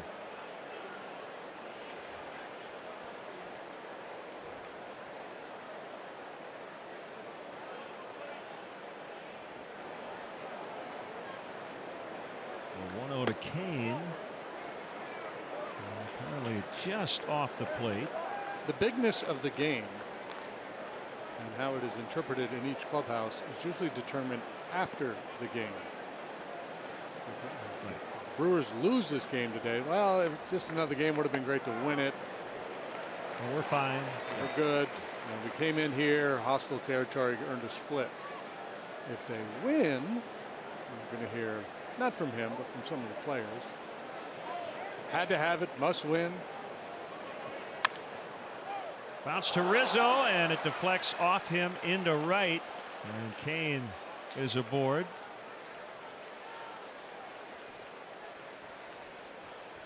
Well, you see that a lot with a left-handed hitter hitting the ball sharply on the ground to the third baseman. It's just not a play you anticipate. I think Anthony got caught a little bit flat-footed here. Yeah. Off-field bouncer is a tough play for the corner guys sometimes. Left-handed batter to third, right-handed hitter to first. And it is an error. So here's Moustakas.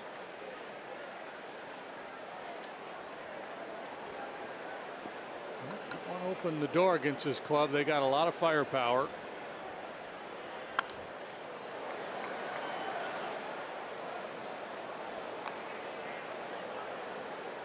Hernan Perez on deck for Braun, which makes you wonder something's wrong with Ryan Braun physically. You wouldn't expect him to come out of the game in the fifth inning for any other reason.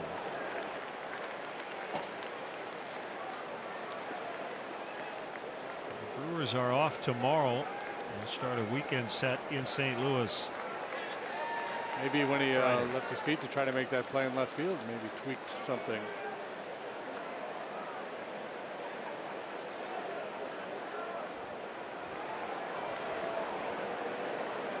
Career best 38 home runs for Moustakas last year. He was an all-star for the second time.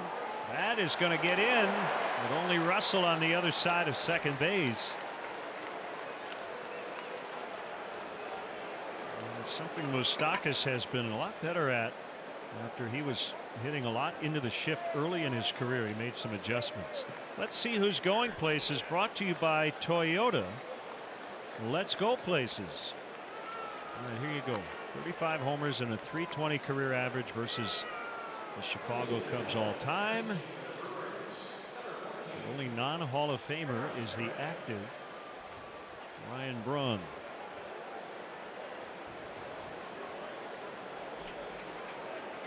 Yeah, that's quite a list he has joined. And boy, great counsel. Lamenting the Braun not taking this plate appearance with a couple of guys on base. Yeah, that the way he's been swinging it. Wow. Could loom large. Perez's numbers have been trending in the right direction since last we saw him, as he averaged up to 266. Good player, plays all over the field, makes contact, doesn't walk much.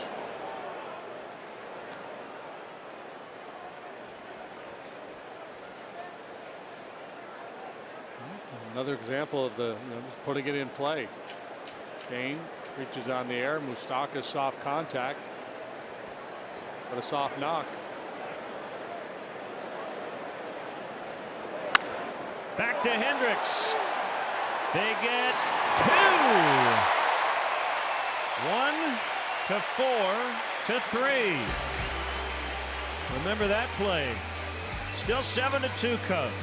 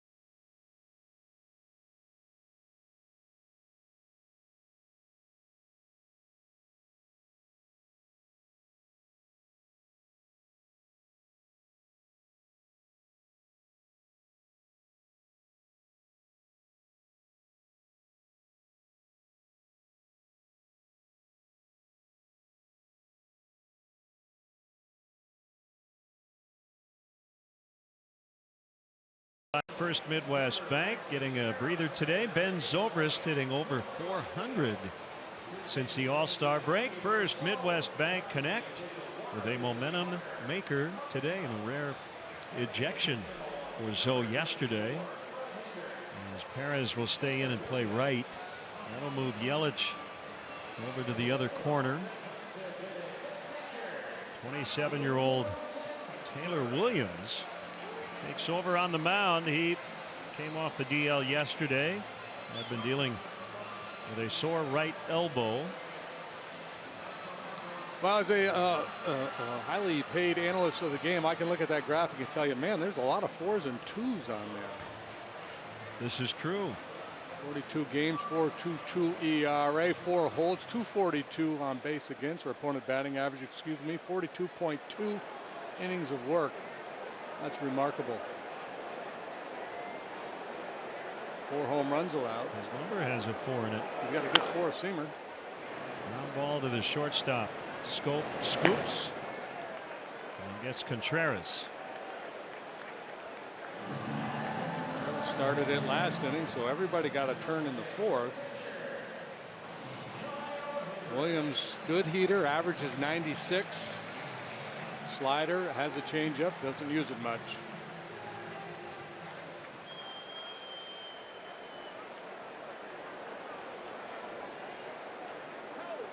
Hendricks in command today, leading 7-2. Right down a sac bunt in the 4th, and started a 1-4-3 inning-ending double play on defense.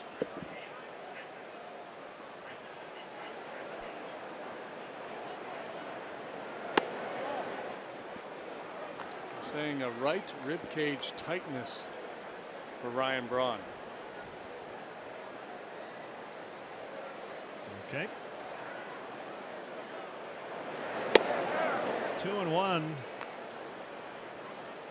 on Hendricks.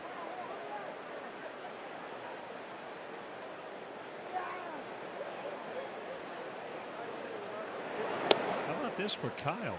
Through his 5 innings on the mound, he has struck out the leadoff man in every inning. 15 outs recorded, 8 on the ground, 7 strikeouts. Nothing in the air in terms of outs.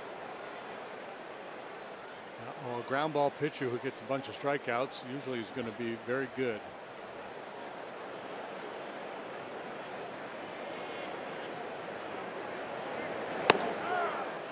Called strike 3.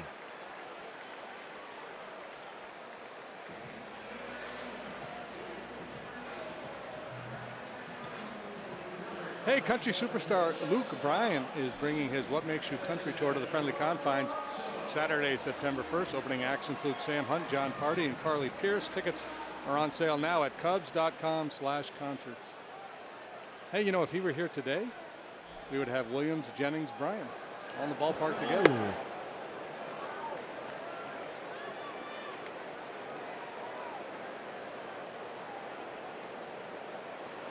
Alas, he is not here.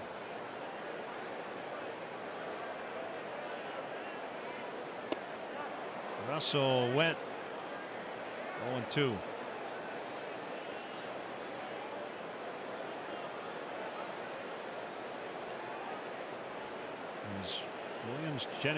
William Jennings Bryan, was he a contemporary of yours? Born in 1860. Yeah. If the Brewers could acquire Brian Shaw, Williams, Jennings, Bryan bullpen. A fly ball well hit to right. Perez will make the grab right on the edge of the warning track, and Williams works a 1-2-3-5. All Cubs so far, 7-2.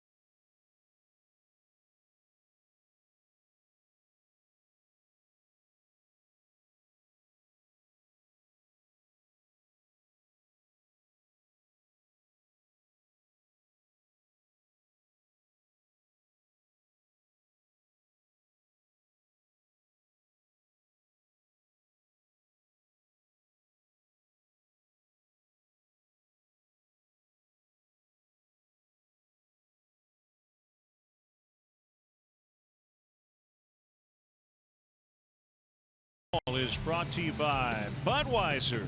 Join the team that enjoys responsibly. Budweiser reminds you to drink wiser.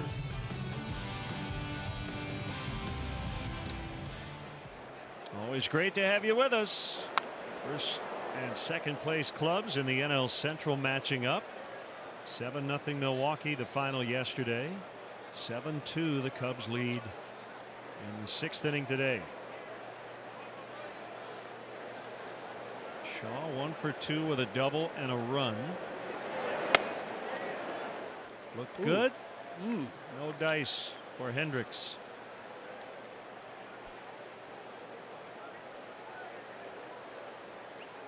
Runner across the top of the strike zone, not good enough for Tom Hallion.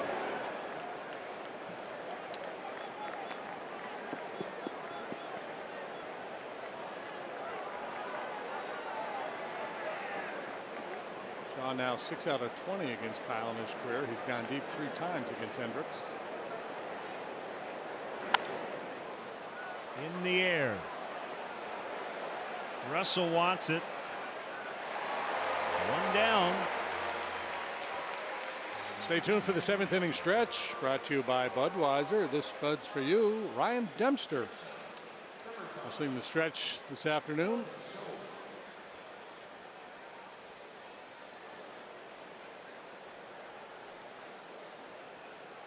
Question is, will he be Ryan Dempster or will he do it as Harry? Right. Jonathan Scope is from Willemstad, Curacao. A member of the Little League World Series champions from 2004. He got the save in the finals against Thousand Oaks, California.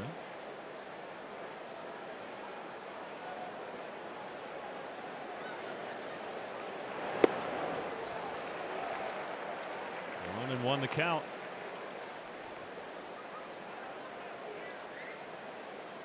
$167 in a Brewer uniform, was hitting .244 with Baltimore with power, 17 home runs with the O's. Russell in front of Baez.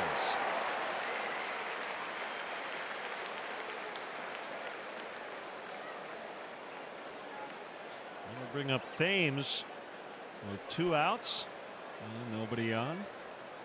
See Baez saying you. So that's how the communication out there works. Baez was there just as a backup.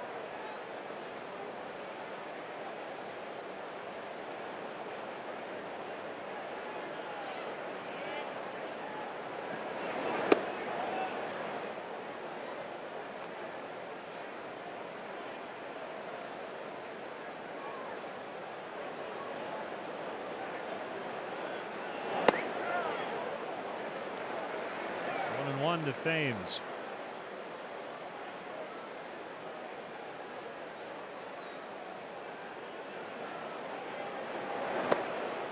In a way, Craig Counsell has a similar issue to Joe Madden. It's not a problem for them, but it ends up creating fan buzz. He's got too many players to start, right? So anytime Jesus Aguilar is not in the lineup, Brewers trail, you know, Twitter's going, how can Aguilar not be in the lineup? And for the Cubs, it's whoever's not in the lineup that day. How can Zobrist for the longest time Bodie or Albert Almora? And now David Bodie's Swing and a miss, strike 3. The second 1-2-3 for Kyle.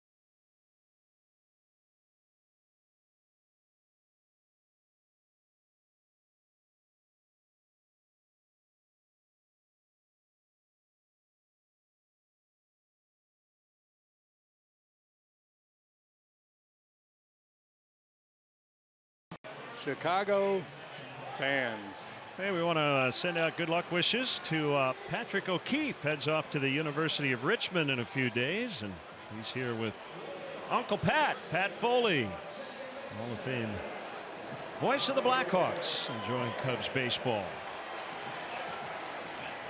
7-2, the Cubs lead.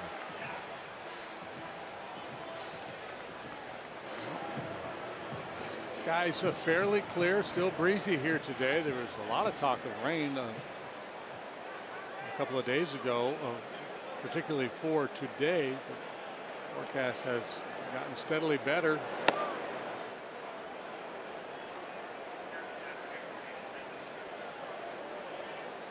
Outlook a little better for the Cubs bats too. They've been scuffling of late. Had a hitters meeting yesterday morning.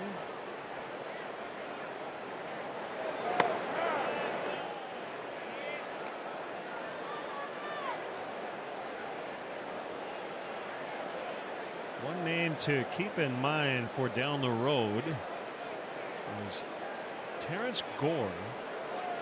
The Cubs acquired him from Kansas City today. And it could be a September call-up and possible speed option off the bench beyond September. And he's had a fascinating major league career. He is without a hit at the big league level. 0 for 11, but he has 21 stolen bases.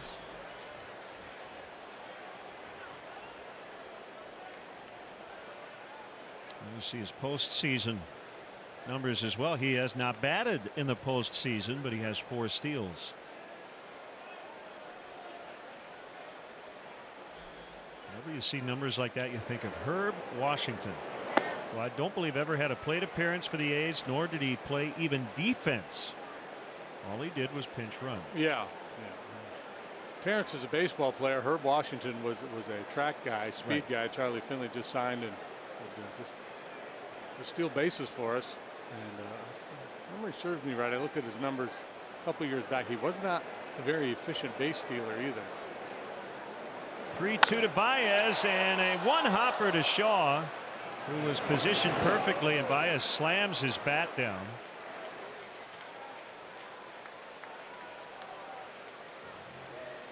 So 1 away.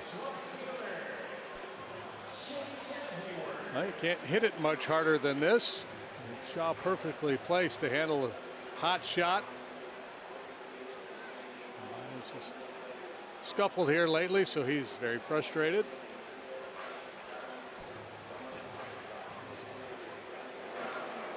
Jason Hayward, 2 hits to knock in runs. Williams, a comeback story. He had Tommy John surgery in 2015. He missed 2 seasons due to injury, 2015 and 2016.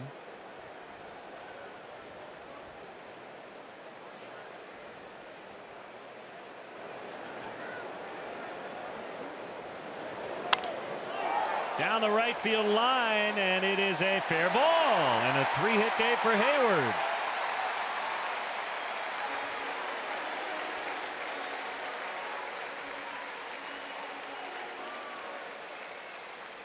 Hayward much better at getting to velocity this year than he was last. And this is 95 inner third, but he gets the bat head out in front and hammers it into the right field corner.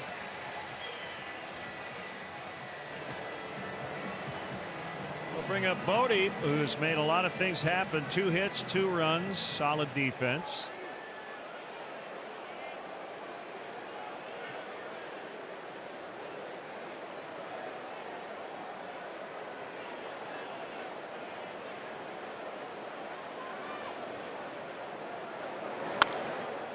Foul or a strike. Oh boy, somebody made a play. Move on the carom in the front row. Upstairs.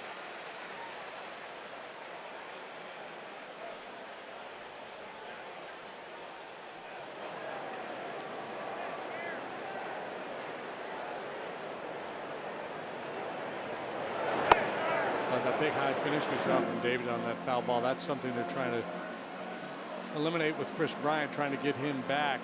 He's been taking some swings, taking batting practice, trying to keep two hands on the bat through the swing. It's that left hand release, high finish where he's feeling that pain. I was talking to Ron Coomer about it earlier, and he said he used to do that too in the cage. He said he could do it, keep two hands on the bat throughout his swing in practice. It was very difficult to do it in a game. To train yourself to finish differently than you always have.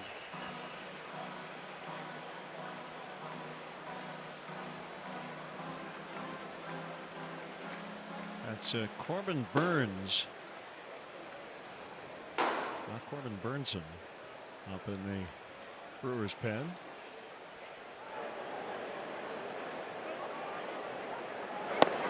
Look out inside for a ball. Corbin Burnson was a position player. Arnie Becker, right? L.A. Law. Yeah. And Roger Dorn. Yeah. Major League.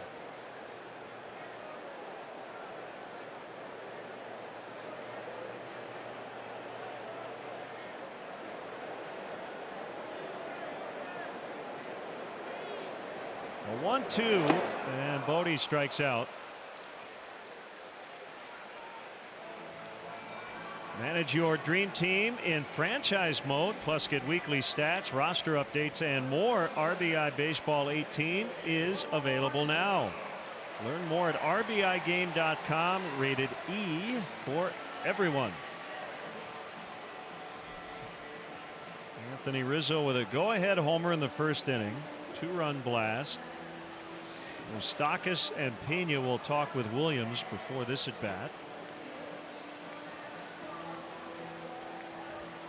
The White Sox a winner. They held off the Tigers 6-5. Detroit got 2 in the ninth.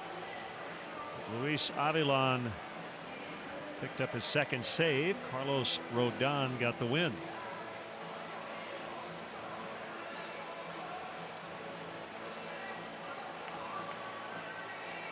We'll have a pitching change and more when we come back.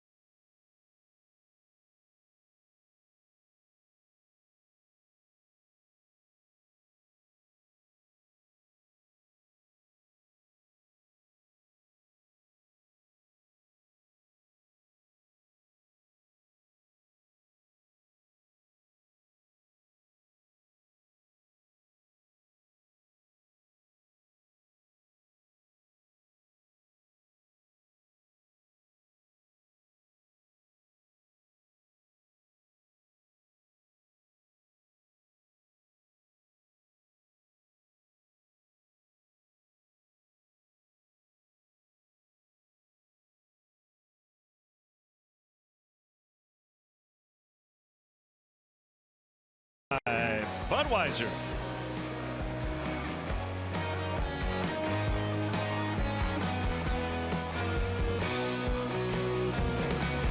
At the end of every season, I'm spent off. Keep thinking this will be the one. Hesitation lingers till I'm unreasonable. As if you care, I know you. Great new track from Courtney Barnett. It's called Charity. Jesus Aguilar will come in and play first base for Thames. Our first look at Corbin Burns, 23-year-old righty, making his 13th appearance. Yeah, drafted in 2016, so he spent a lot of time in the minor leagues before earning his first call up, and primarily a starter as he worked at A-ball, AA, and AAA. Well, excuse me, A-ball, AA last year, AAA this year. Big 2 arm. outs, runner at second. Sorry, JD. All right. Good heater. Slider and a curve.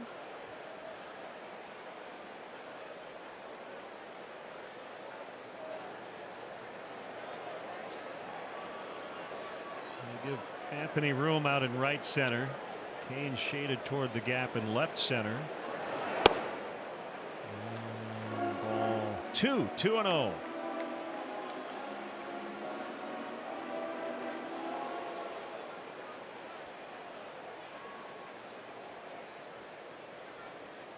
Bullpen has been a strength for the Brewers most of the year, but recently they have struggled.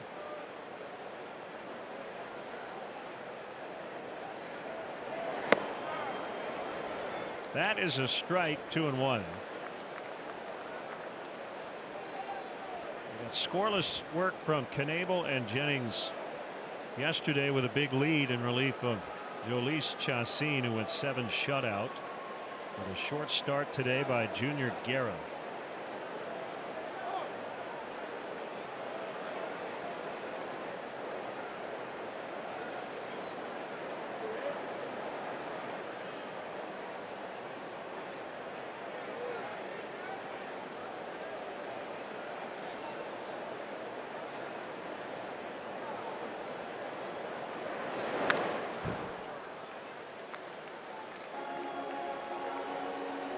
Big crowd this afternoon, 39,619, a well-attended homestand.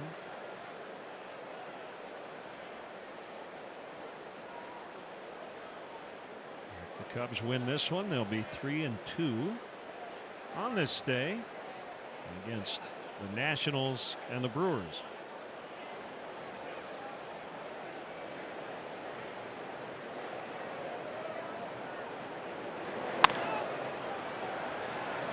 To the second baseman Shaw, and we'll head to the 7th inning. We'll chat with Ryan Dempster when we come back. Cubs lead 7-2. At the end of every season, I'm spent.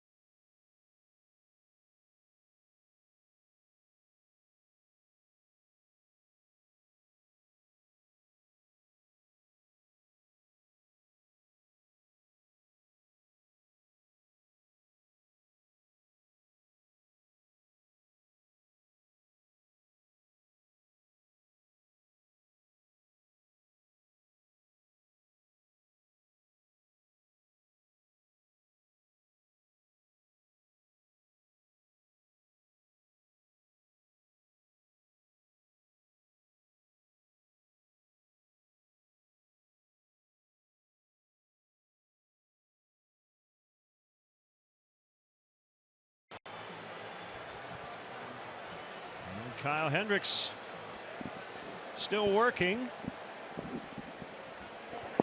Trying to think. Cubs didn't give up much to get Kyle, did they, JD? Trying to remember. What a lopsided deal. Yeah. Trying to deal with Texas. Oh, hey, it's Ryan Dempster. You know, that's what you do when you make a trade. You trade away somebody that's aging and not very good anymore, and you get somebody who can finally pitch you to a World Series. I'm sure you're not reminded of that on a daily basis by Kyle and company, but great to see you as always. It's actually, if you think about it, it's part of your legacy. You did a lot of good work here, Sure and then you helped the Cubs acquire a very important asset. Yeah, thank you. You know what? It feels good to play somewhere for so long that I am extremely honored to be able to put a Cub uniform on. Always want to win a World Series here, and you get traded away, and the guy that you get traded for starts Game 7, and you go out and win Game 7 and win a World Series. It means a lot to me, and he's a great human being, and I couldn't be happier for him and all the success he's having. Well, and you got your ring in 2013, so it worked out. Here's Manny Pena, 2-2 the count on him. And great to have you back with the Cubs. And you've got a big event coming up here in a couple of weeks I wanted to ask you about. Yeah, I'm going to do a show at the Vic Theater right here in Chicago at Sheffield and Belmont. It's an awesome place. There's a base hit just deflecting off the glove of Baez. So it's like a one-man show. You've got some videos. What's the format? A little bit. My dad and I always used to watch Johnny Carson when I was a kid, and so I always just loved watching celebrities and seeing the human side of them a little bit, and now the chance to do that with athletes, with baseball players, it's exciting. And so for me, that's what this is all about, to kind of humanize the player a little bit. Yeah, I know you do these great shows at the Cubs convention, and you're very popular, and yeah, really looking forward to it. Can't wait. Are there still tickets available, by the way? There are still tickets available at ticketfly.com, as well as the Vic Theater, both their website and walk-up window. We're going to be doing a little bit of a media tour the rest of this week, and we'll be doing ticket giveaways at places like Windy City Live and a couple other stations and radio stations, and have a lot of fun. The best part about the whole show is we get to all get around and listen to these great personalities of the game, tell stories, share moments of their career, their lives, find out a little bit more about them as human beings, and we get to raise a ton of money for CPS Score, which is a program for CPS schools, much like an earlier guest who you had up here, Eric Burns, just for kids to be active. It's an after-school sports program, and I'm really excited to be a part of the relationship with them.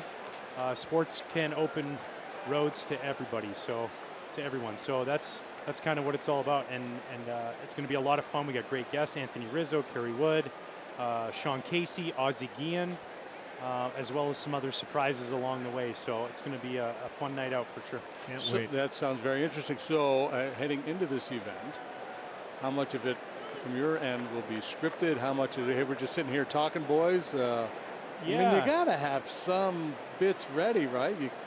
Yeah, a show of that depth. I do have a monologue, a little bit more heartfelt than comedic, because I'm super appreciative of the fans and people coming out, and also the guests making time to come out and do that. I filmed a great segment with Anthony Rizzo yesterday. We did a Ferris wheel karaoke at the Navy Pier. Oh, nice. Kind of a spin-off of Jimmy Fallon's little, makeshift instruments. We're shaking shakers and tambourines and things, and so hopefully it turns out well. We had a lot of fun doing that, and that'll be played at the show, and yeah, a lot of great things going on. Good for you, man. That sounds like a lot of fun. There's action in the Cubs pen, and the Brewers have 2 on, and you see Joe basically telling Contreras to head out, and Jim Hickey might come out at some point, or Joe. We'll see as they chat in the dugout. While we have a brief break here, I look at your career and I think about Woody and John Smoltz, guys who did both, and you, unique in that starter, closer, starter again. I know it always was in your blood to make 33, 34 starts, but you had to enjoy your time as the Cubs closer, and that was a really important time in the history of this franchise with Lou Piniella as the manager. Yeah, I did. I enjoyed it more than I thought I would. I was a little nervous going down there. I see the life of a closer. It's kind of like being a kicker in the NFL. You boot 30 in a row and then you miss one, they want a new kicker. Yep. We'll get into that a little more as we come back, and a nice hand for Kyle Hendricks as he leaves with a 7-2 lead.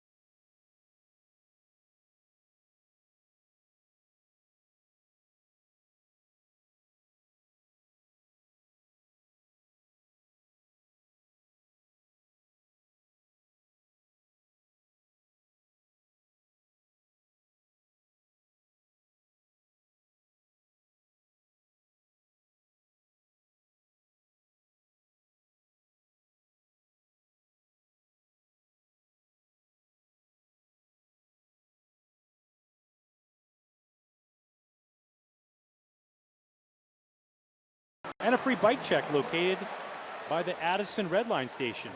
Pace Express buses are also available from Hillside and Rolling Meadows. Check out available transportation and parking options at cubs.com/transportation. Nice stuff from Ryan Dempster.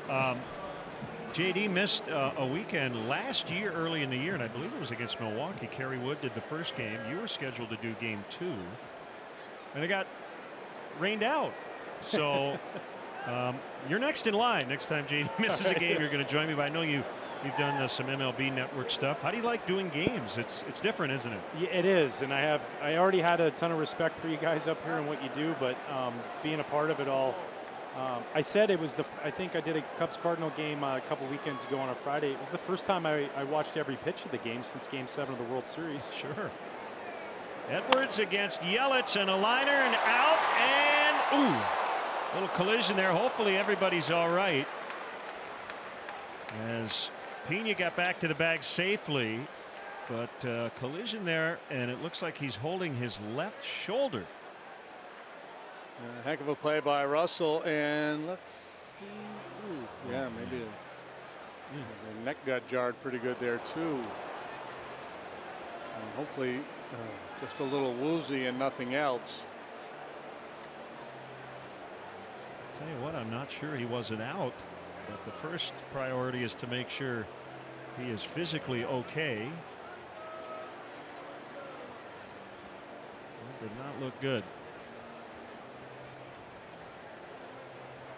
While they tend to him, it'll give the Cubs plenty of time to review the video and decide whether to challenge or not. Depp, do you like replay the way it's been instituted? I like it sometimes, and then sometimes I don't. I don't like sometimes how long it takes. I'm looking forward to the day where it happens very fast, where the umpires don't even actually have to leave. I would love to see another umpire in some booth down there who's on call to New York, so that we can stop 2 guys from running over, and we can just make the call out or safe and just speed it up just a little bit. And I also don't like when they just come off the bag a little bit over top of the bag. Right. You know, especially once they've beat the play, they're safe. Foot pops off, guy keeps the tag in, and they call him out. Yep. You are right in line with how we think of it, and it's overall been a really good thing, but just some tweaks. So here's Lorenzo Cain, a big first out for Edwards as Yelich lined out. And Baez needs an extra second here.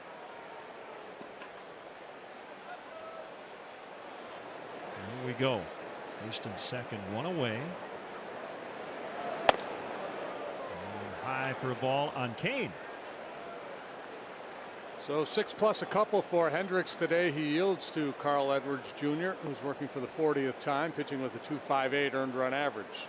Against a beefy part of the Brewer lineup here. First Yelich, now he's got Cain. Moustakas next. You made a great point about closing. And I know you love getting that 27th out, especially at home, the crowd going crazy.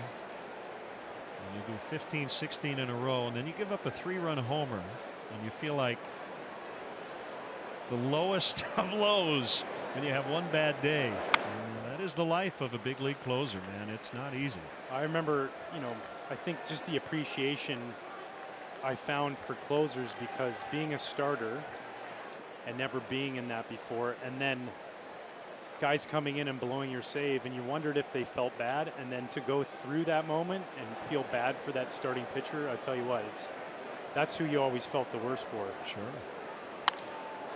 Down the right field line, will twist out of play. For Greg Maddux, actually, had a chance to win 300 games right here at home, and I blew his save. I blew his 300th win, his first chance. And then we flew to San Francisco afterwards, and we're on the plane ride, and he said, "I'm really mad at you." And I said, "What? Why you? I mean, sorry, dude. I didn't want to blow you. I wanted to be the guy to get the save." And he said, "Oh, I don't care about the win, but now my family has to come to San Francisco, and I can't go golfing at the Olympic Club." Oh, so, yeah. I thought that was pretty good. Altered plans. That is good. And he did get his 300th in that next start in San Francisco. So it worked out. You should have taken his spot at the Olympic Club. That would have been really good. Yeah. He was always a great teammate, but he never offered that up. You should have suggested at that point. You should have suggested it to him. Oh, by the way, if you're not using that. 3-2. I mentioned Lou Piniella, but you closed for Dusty too, and you pitched for a lot of great managers. Did you have one in particular you bonded with more than any others? Yeah, that's a good question. I bonded with Bake really well. Bake was awesome. He treated me great. Jim Leland was really special to me. He was the first manager I ever had in the big leagues. And 2 to Kane is fouled away. And you had some interesting clubhouse meetings in that 1998 season that I've heard many stories about. Yeah, he was. You know what? I honestly don't know. We had so many young rookies that year. Guys like, Kevin Millars and Mark Kotze's and Preston Wilson and Mike Lowles and all these guys that if we didn't have his guidance, I don't know where we would have ended up. Instead, we had a bunch of guys that learned really quickly how to play the game of baseball. This is loaded. When you think of, boy, look at that team. The 1998 Florida Marlins, JD, 54 and 108. Ready for this? Derek Lee, Craig Counsell, Edgar Renteria, Cliff Floyd, Mark Kotze, Luis Castillo, Mike Redmond. There were veteran guys like Bonilla and Sheffield and Zeal who played a little bit, but there's some talent. Alex Gonzalez, Levon Hernandez, Ryan Dempster. It's not easy. It's a tough league. Yeah, no, it really was, and we got our tails whooped a lot. And I thought it was really important. There's something about, people always talk about learning to win at the big league level, but you also have to learn how to lose. You have to learn how to deal with failure because baseball's a game of failure. I mean, you fail 7 out of 10 times and you're going to the Hall of Fame as a hitter. So, and we really learned that. We bonded together and we just continued to try and get better and better each time out. Big spot here for Edwards. The base is loaded, 1 out. Cubs lead by 5 in the 7th. When you're talking about Jim Leland, we had an incident in the Houston Astros at the old Astrodome, and after repeated kind of airing us out and letting us know we weren't doing our job, he had the best line. He told us he was going to go have a cigar in his office, and if he came back and there's anybody in the locker room, he's going to call the cops and have us arrested for impersonating a Major League Baseball player. Base hit to right. They'll go station to station as Pena's in, and it's now 7-3. Base is still loaded. Getting a little dicey here. Edwards is almost always good, but every year he seems to have a handful of ones that go south on him. Usually it's because of walks and not so much hard contact. This time, Dawkins puts a real good swing on him. The anxiety level starting to go up in that home dugout. Perez, tying run at the plate. He came in to pinch hit for Braun in the 5th, bounced into an inning-ending double play, and now playing right. Yeah, your first thought when Jim Leland says that to you as a young player, you probably ask a veteran, is he serious? Because if he is, I am getting out of here as quickly as possible. I'm gone. Yeah, that was it. As soon as he said that, I think we had about 14 or 15 guys rush to the shower. A couple guys didn't even take showers. I'm just like, I'm out of here. I don't want to be arrested for that.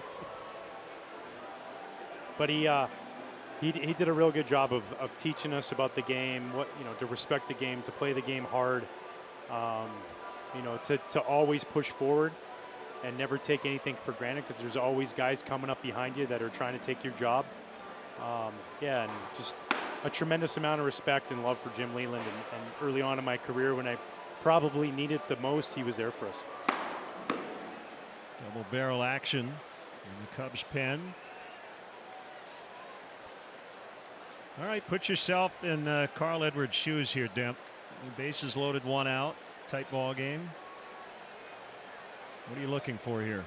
Yeah, you just get a ball down on the knees. Get something down that he can hit into the ground. I think that's always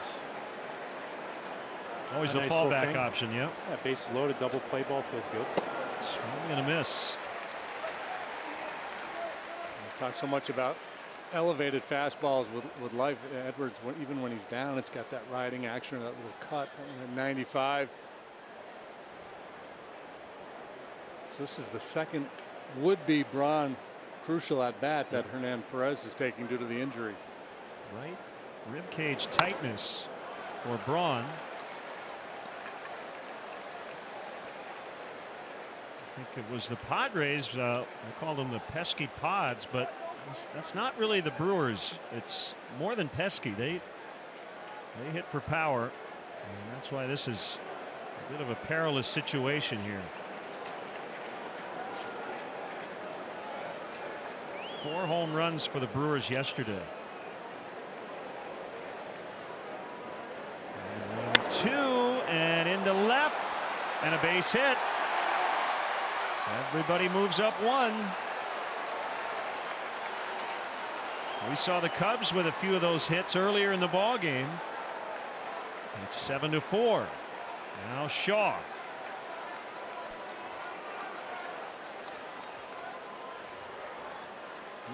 Not a bad pitch.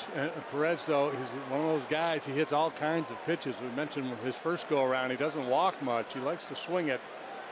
Sometimes with guys like that, you got to go lower than low, higher than high, and wider than wide. Joe wants the lefty against Travis Shaw. So it should be Justin Wilson when we come back.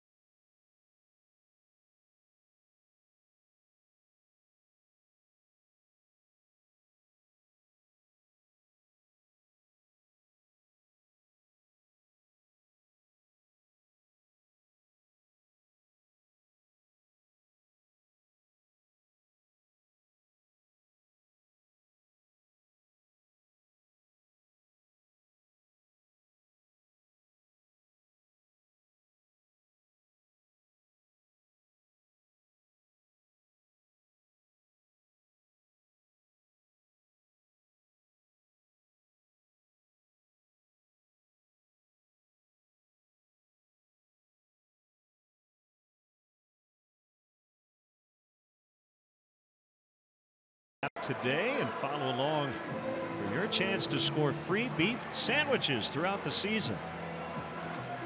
Visiting with Ryan Dempster and the Cubs trying to get out of a major jam here.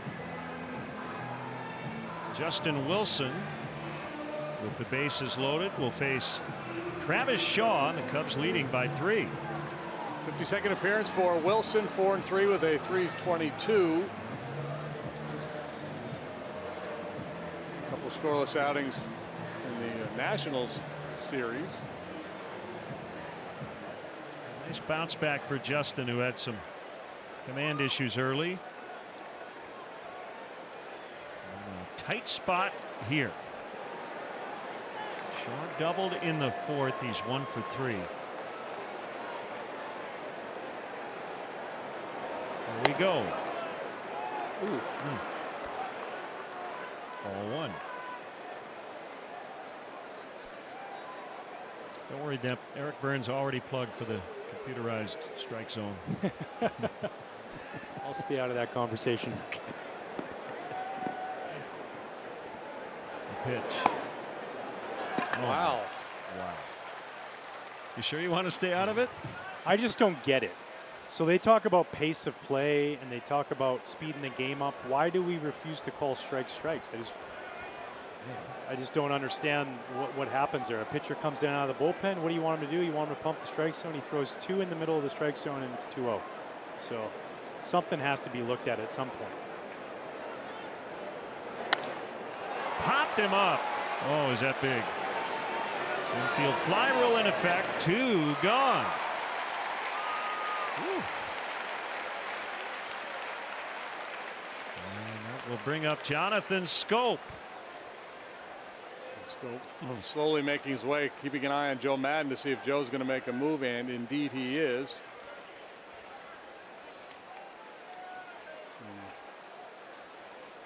3-pitch outing for Wilson. He'll turn it over to Steve Cishek. When we come back.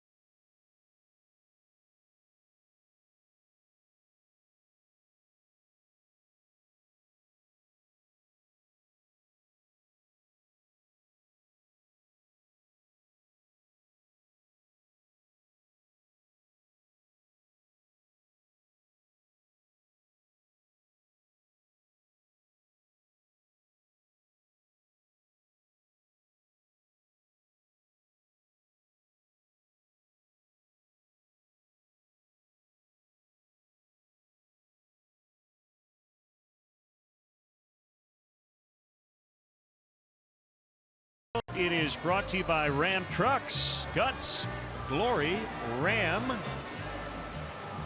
See the next 3 in Pittsburgh, actually the next 4, including Sunday. And we're back here on Channel 9 at 6 o'clock Central Time Saturday evening. So the inning started with Kyle Hendricks and Carl Edwards and Justin Wilson, and now Steve Cishek to face Jonathan Scope.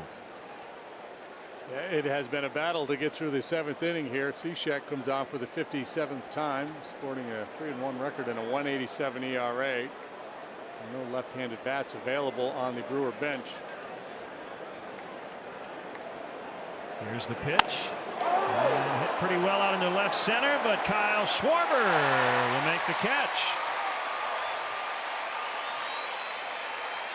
Time now for the 7th inning stretch, brought to you by Budweiser. This Bud's for you. To the ball game, former Cub Ryan Dempster. All right, Cub fans. I don't think there's a better place than Wrigley Field. This one's for the pigeons out in the bleachers. All right, Gary, a 1, a 2. A 3, take me out to the ball game. Take me out to the crowd. Buy me some peanuts and Cracker Jacks. I don't care if I ever get back, for it's root, root, root for the Cubbies. If they don't win, it's a shame, for it's 1, 2,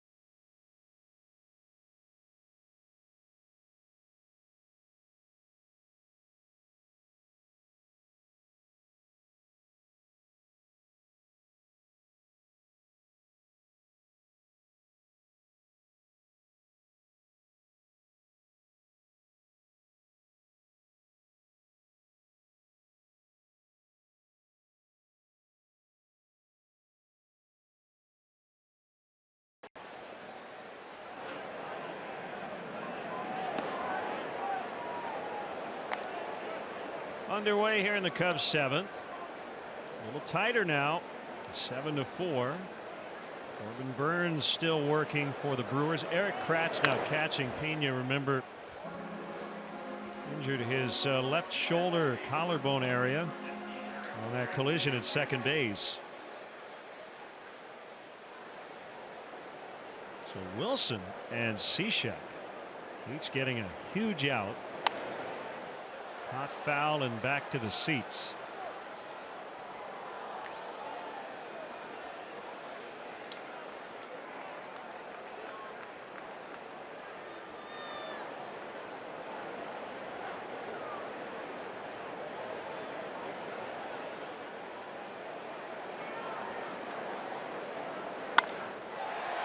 Deep left, and it is gone. Number 5 for Almora.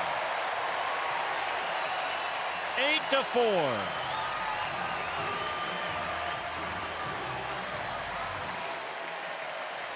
Each time the Brewers have had a little uprising, the Cubs have had an answer here today. And this time it's number 5 with number 5, and it had to feel awfully good.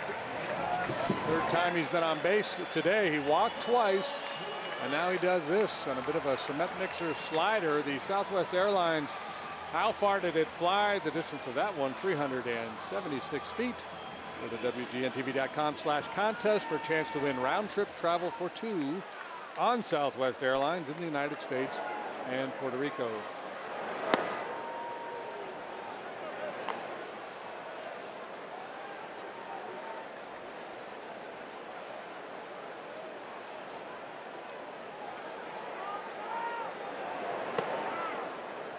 Bender for a strike. It's 1-1 to Schwarber.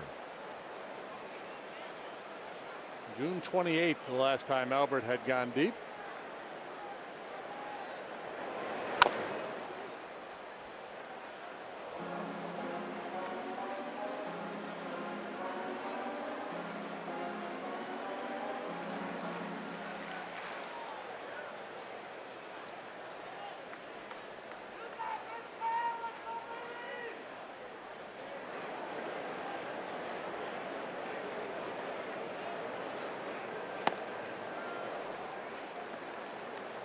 Now 2-2.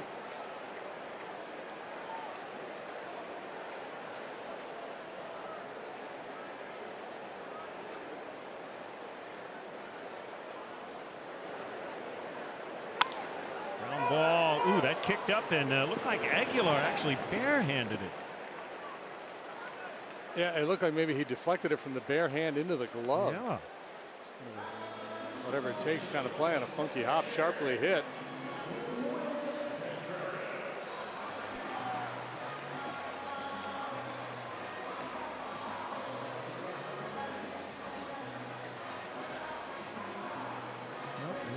Just kind of a two-handed play.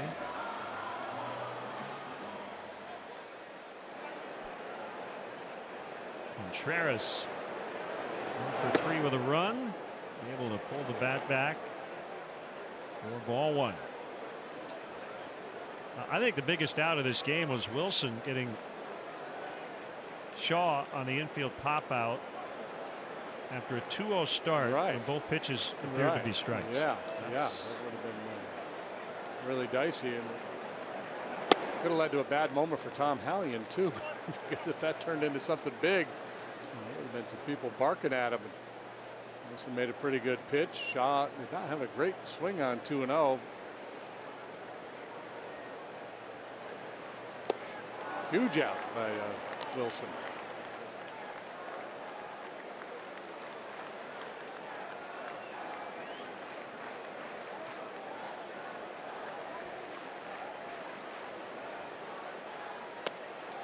Contreras on the 2-2 count. Cishek on deck.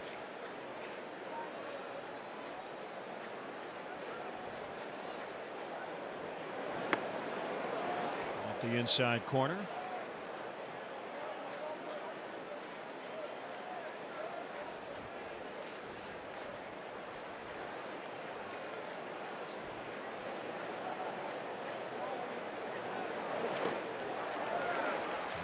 walk. Let's see if Steve can lay down a bunt.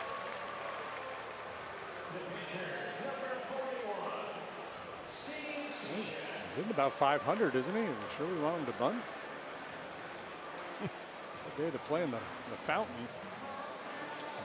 Oh, he's down to 200 now. He was at 500. So he's 1 out of 5. Got him. Or was that his career numbers up there? Got him 1 for 6, 1 for 5 this year. Yeah. Yep. Well, you know, he got off to a great start. I think he was 1 out of 1, 1 out of 2. And the league figured him out. You are not sounding convincing. But I think he's going to be able to get it down. I think he won the long drive contest at Joe Madden's golf tournament the other day. Tom Hallion called a balk, so no need to bunt now. Wow. That Hallion or Bellino? Because I saw Bellino out at second base motion, but it's Hallion who. Let's see. Burns. Hallion called it. Yeah, that's that ticky-tacky pre-stretch thing where you flinch. And it benefits the Cubs here, but you can understand why Burns is upset. Yeah, I think that's a very, very poorly interpreted call. We see it a lot. And I think as an umpire, it's a reflexive thing. You're watching the game, you're paying attention, you see something that that looks like a balk. Out there to kind of explain himself. I think the burden on the pitcher once he comes set is obviously you can't start and stop. But before you come to a set position, sometimes you take a deep breath. The shoulders go up and down. Whatever it is. Some guys are really locked in on you. And, Kratz doesn't want to head back behind the plate. Yeah, and again if you read the balk rule, there's a kind of an elastic clause in there that says the umpire should consider the intent of the pitcher. Is he trying to deceive a base runner? And on calls like that, clearly he is not.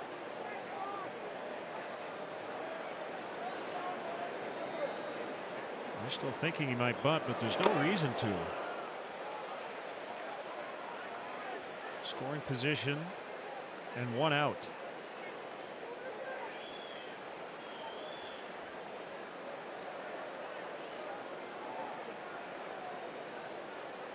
Drive him in, Steve.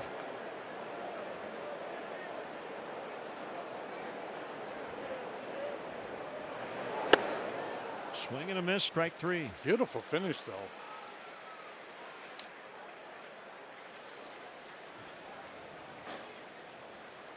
It's Jordan Lyles up in the Brewers pen. Watch Cishek. See, this is a beautiful strikeout.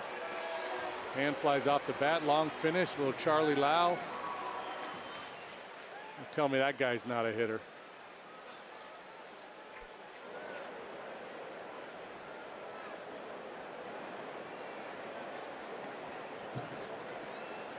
Man, Steve needs to buy you dinner on this next road trip. I'm a big fan. His agent?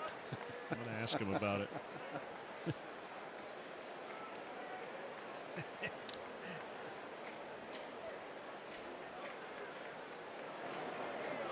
Want to know on Addison Russell.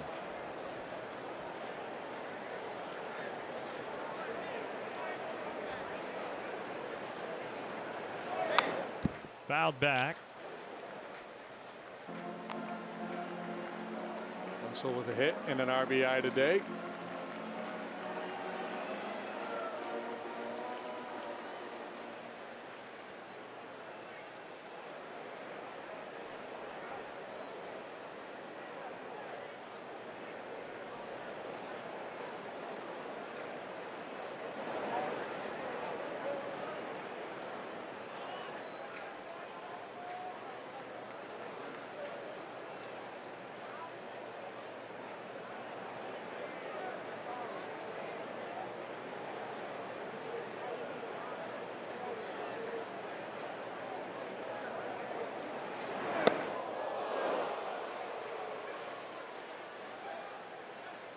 2 balls and a strike to Russell.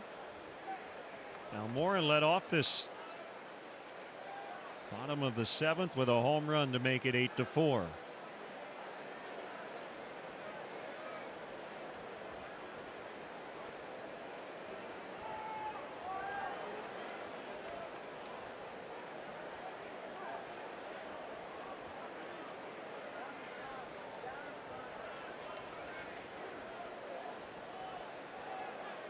This is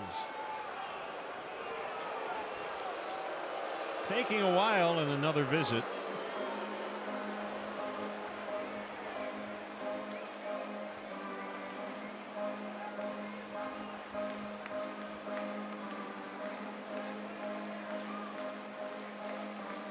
Twins beat the Pirates 6-4 today. Chris Archer made his 3rd start in a Pirate uniform. He went 5 innings, allowed 4 runs. Yeah, they went all in, and they have not propelled. No, and I'm really curious to look back on that trade in 2 or 3 years to see how that all plays out. Only a game over 500. Down the left field line. Yelich going after it, and it will get out of play. Pirates gave up Tyler Glasnow, who had not performed very well in a Pirate uniform, but a lot of upside there. He was one of their top pitching prospects for a number of years. Austin Meadows, a center fielder who got off to a great start earlier this year. And another guy with tremendous upside. And then it was announced, was it yesterday or the day before, that the player to be named later was last year's 1st round draft pick.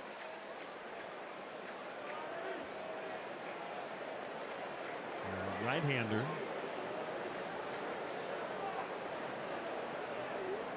Shane Baz, B-A-Z. Swing and a miss, which will take us to the 8th.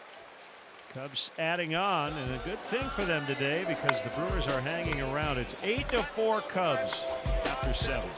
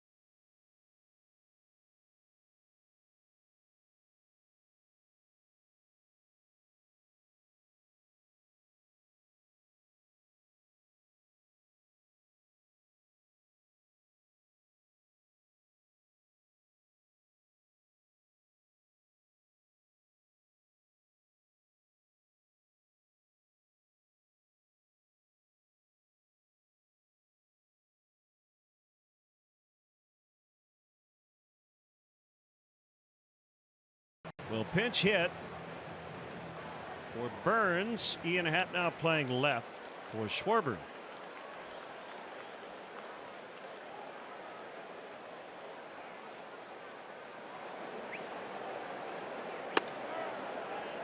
And a strike called.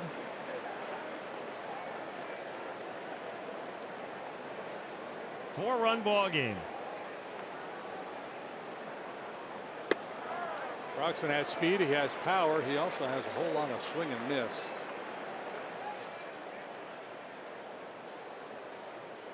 Played in 143 games last year for Milwaukee, hit 20 home runs, but kind of a victim of the numbers crunch in terms of outfielders as he flies out to Hayward. One away.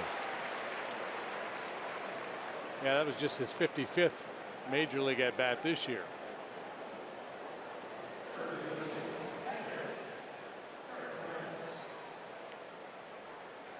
Eric Kratz, his first plate appearance yesterday, he homered and doubled. Slider for a strike.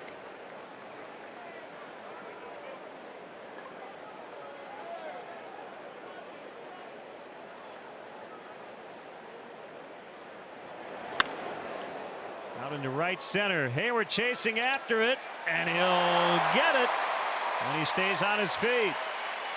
2 gone. Nice break, very efficient route as he ran to the spot and hauled that one in. Kind of an abbreviated swing from Kratz, but he's a strong guy, and the ball had good carry. And the Gold Glover hauls in another one.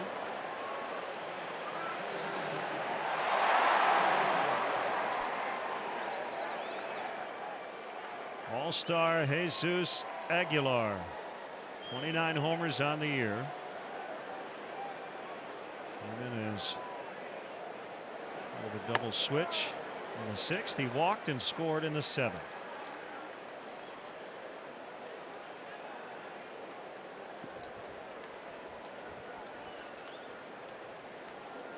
And many really nice under the radar pickups by the Brewers the last couple of years. He was a waiver claim from Cleveland, February 2nd, 2017.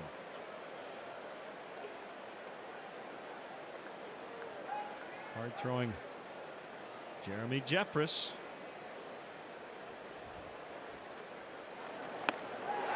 Swing and a miss. Strike 3. Nice work by Cechek.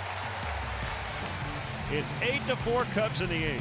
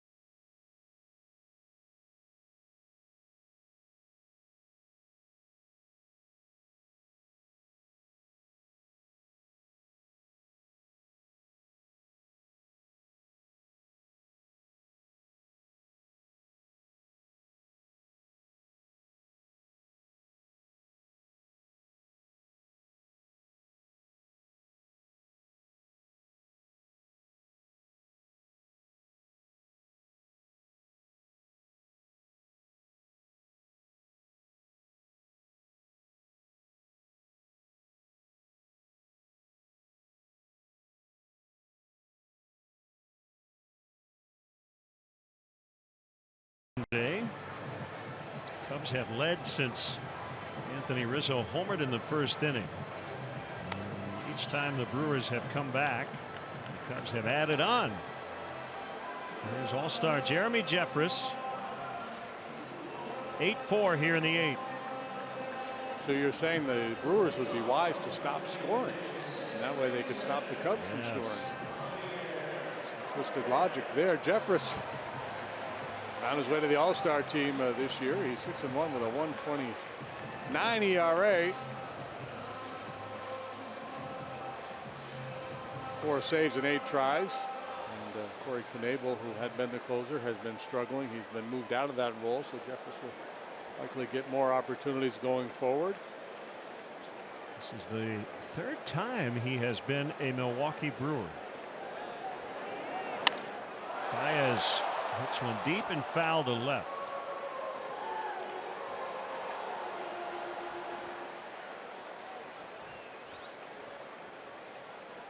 First round pick 2006, traded to Kansas City along with Lorenzo Cain and a couple others on the Greinke deal prior to 2011.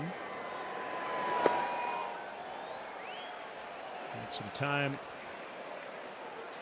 in Toronto. Back with Milwaukee, then Texas, back with the Brewers again.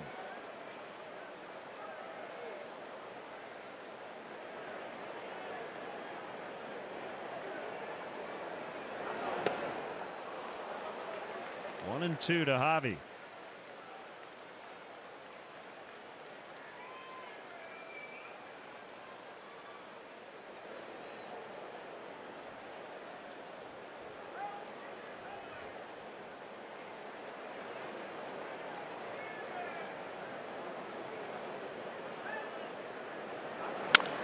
Broken bat roller, and he's going to make it. Infield hit for Baez.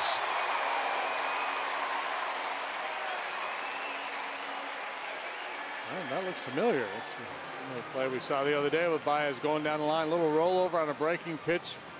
Ground ball to the left side of the diamond. Gets a nice break out of the box. Hanging onto the baton there in case he has to pass it off to the anchor man. Sprint to the finish. Clearly safe.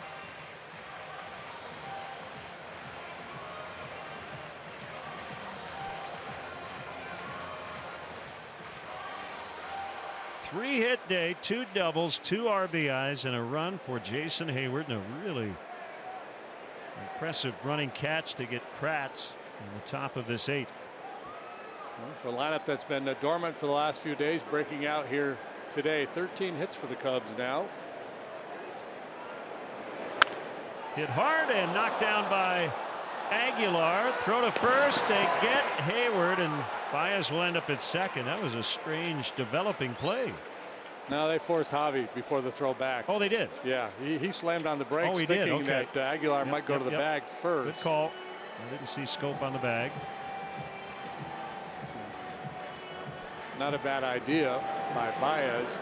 He knows if they just go to the bag, he's going to be out. He's peeking back over his shoulder. Yep, you're right. I think Joe wants to know too.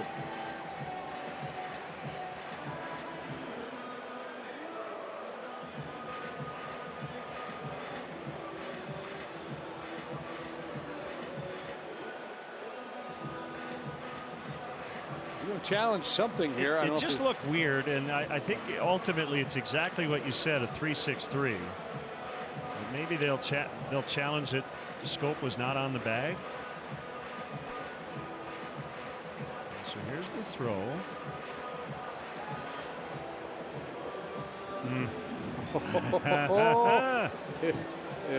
If you're going to play that game. Yep. I think he was off the base.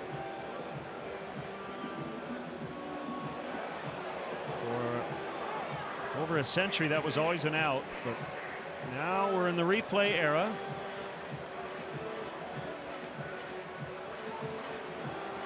I think Baez will be safe at second.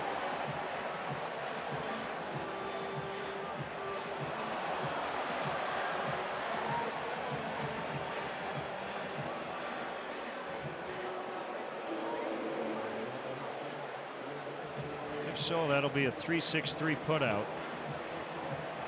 Get Hayward, and Baez will be at second base with 1 away.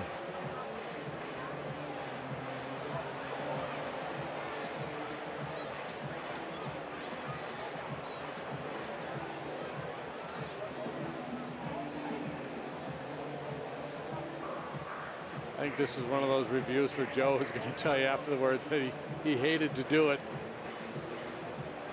the rules give you an opportunity to gain an advantage because of replay, you have to take it.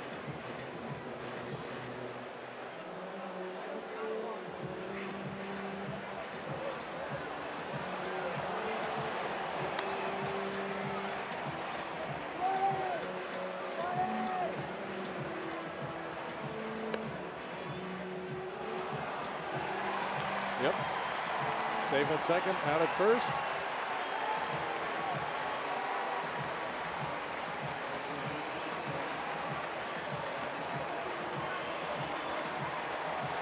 That'll bring up David Bodie. The Magic Man. Barely safe at first, barely safe at second, but he stays alive.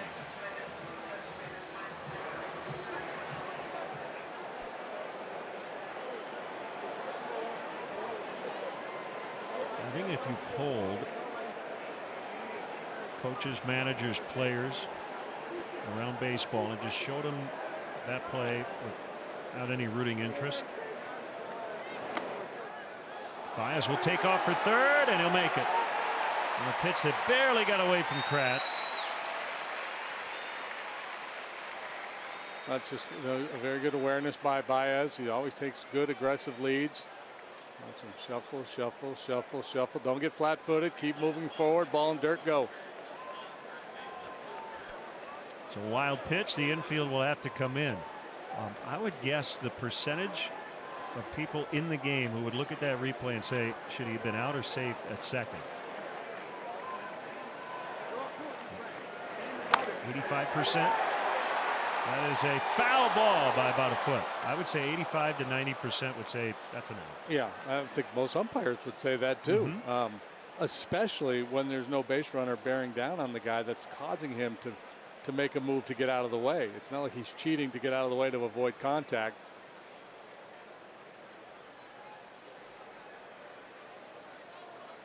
That's kind of like one of those plays we were talking about with Demp. That the slide, the foot pops off of the base, the infielder keeps the tag on, so he's then ruled out. Replay gives you that information, and umpires have to use it. You can't go, yeah, but. Right. That hit Bodie, so it's a foul ball.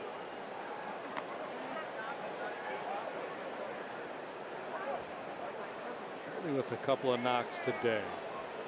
Just about everybody getting in on the act for the Cubs.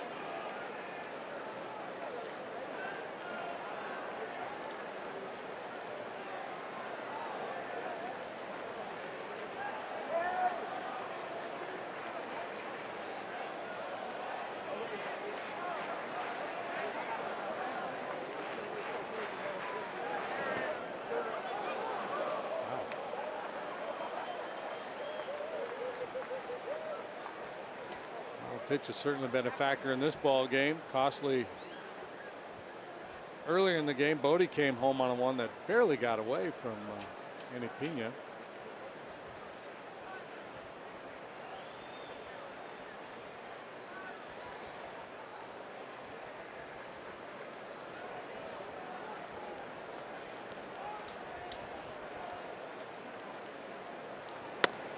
Swing and a miss for strike 3.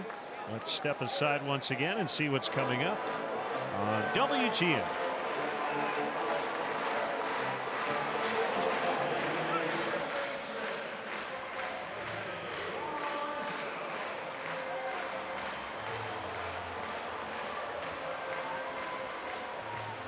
Rizzo will be intentionally walked. And the batter will be Ian Happ. 8-4 Cubs lead. Kind of looking at what lies ahead. Sorry. Yep. The on deck. Cubs have 17 of their next 24 on the road. Brewers will play 12 at home, 9 on the road over the next 3 weeks, plus 3 off days. So the Cubs will start to catch up to the Brewers in terms of games played. Brewers go on to St. Louis for the weekend. They're off tomorrow.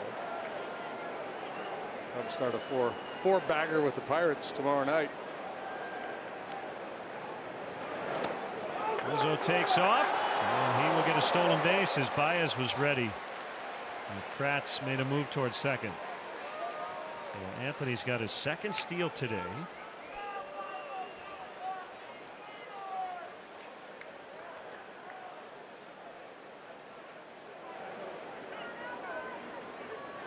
He's done it all. Rizzo with 3 RBIs, a go-ahead homer.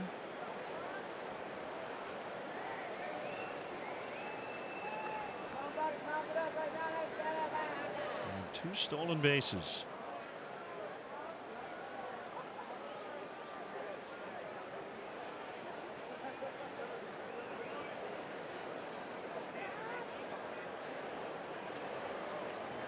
Mora with a home run his last time up.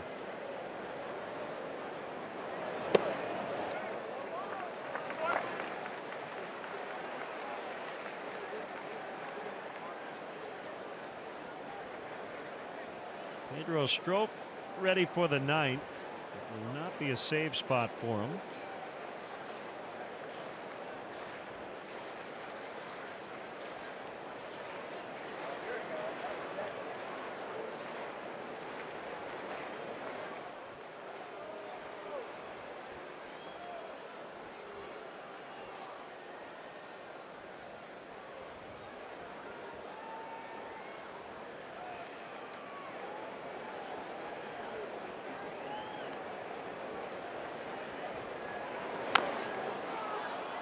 Foul.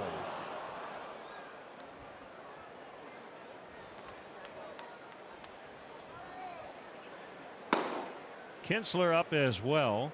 I would assume if the Cubs are able to add on, it would be Kinsler.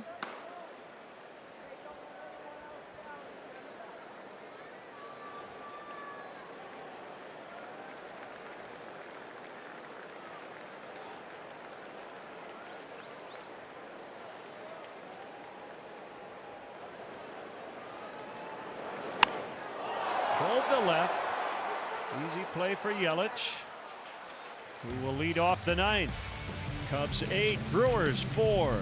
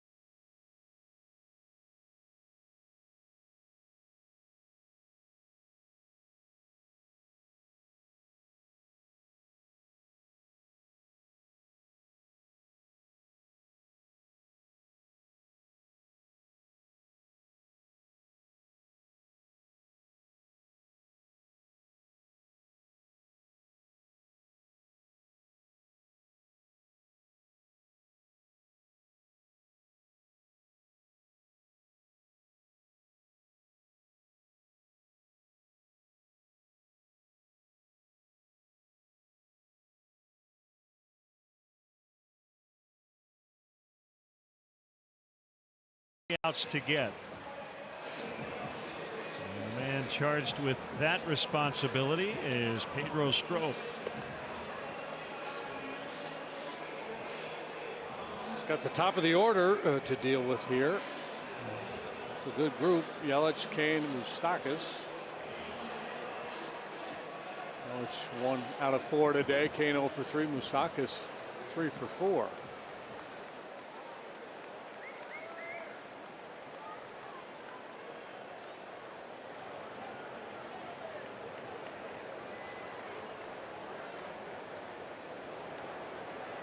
Yelich is 1 for 4 today. 2 for 9 in the series. And he looks at ball 1. A win would make the Cubs 9-4 against the Brewers this season. And it would also make for a 3-game lead in the division going on this next road trip. Steve Cishek outstanding here today. 1 1/3 scoreless with a strikeout, 9 pitches, all strikes. 2-1. Stroke gets good run on his 2-seam fastball. It's nice and easy, just lets it flow. Gets a good run, keeps it down at 95. Wants to straighten out when he tries to overpower it.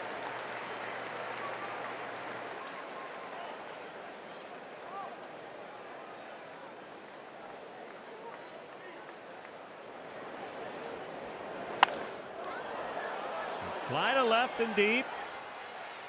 Happ leaps and he made the catch. He pulled it out of the ivy.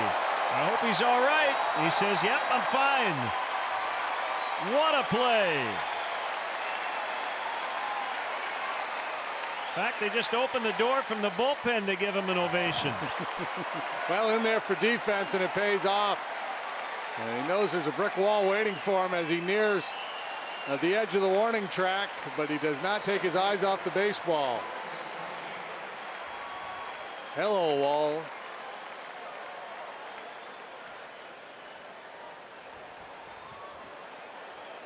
I like the reaction of Almora running by, throwing his hands in the air. Kane got clipped. So he hit batter. Boy, how big does that catch look now? Could be 2 on, nobody out. Ball running up and in.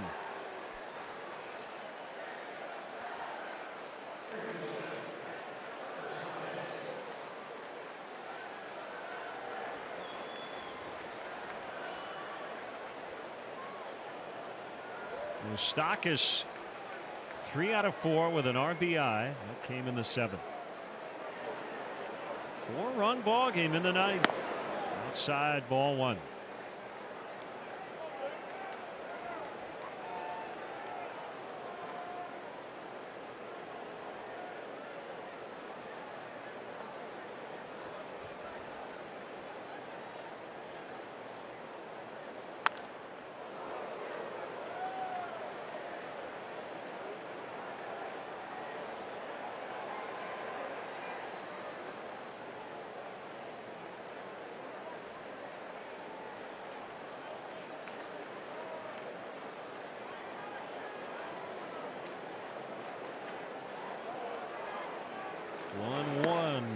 Way outside.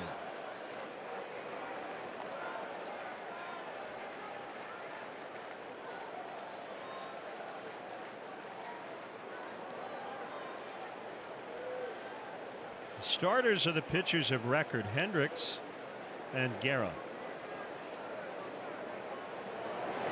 Swing and a miss, 2-2.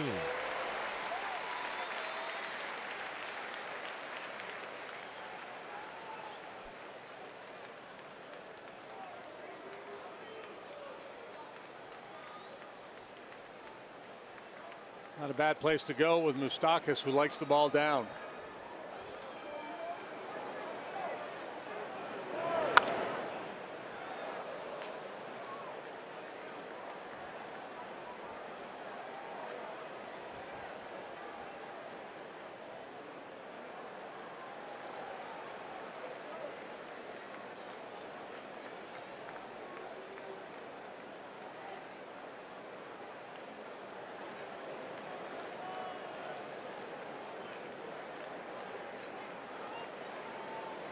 Two pitch. Boy, it almost hit him. Coming in on the Off hand. me. Baez is playing to pull, and he's playing out on the outfield grass. We're not really playing for the double play here. Yeah, they're trying to compile outs. Yeah, just getting outs. This is sharply hit. You still have a shot to pull it off.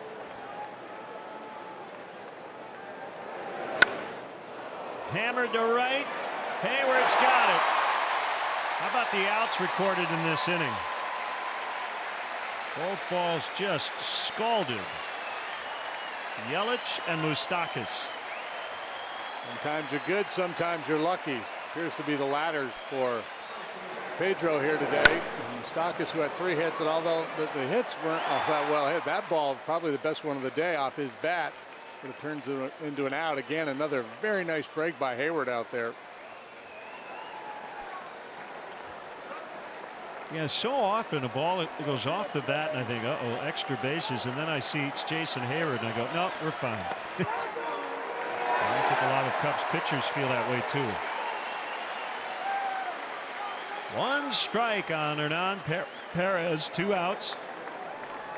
9th inning, Cubs trying to get a series split. 0-2.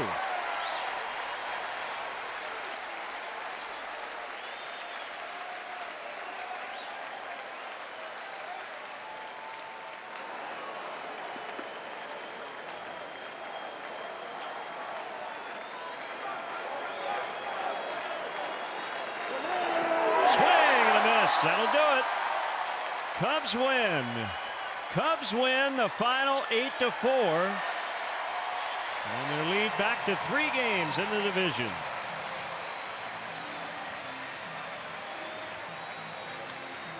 Yeah, an impressive show by the Cubs here today, especially with the bats who've been so quiet here of late. Shut out yesterday. As a matter of fact, they've been shut out in their last 3 games against the Brewers prior to today. 13 knocks today. Took command of this game early. Brewers hung in there though. Made it tight. Nice way to end this homestand and head off for a 4-game set against the Pirates. Kyle Hendricks outstanding today. Ends up being charged with 4 runs. He left having allowed 2 with a couple on base. They both came in after he left. But he was as good as I've seen him all year early on. He punched out 8. That matches a season high. Walked a couple, allowed 7 hits. Cubs now 69-50. Best record in the National League. Hendricks over Guerra. And again, winning 9 of the first 13 games in this season's series.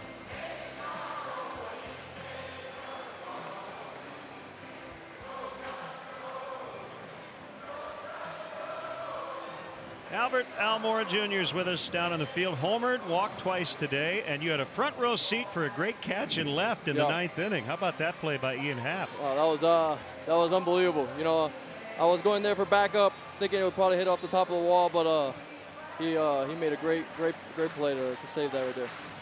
Yeah, and turning to your performance here today, Albert, a couple of walks and then the home run.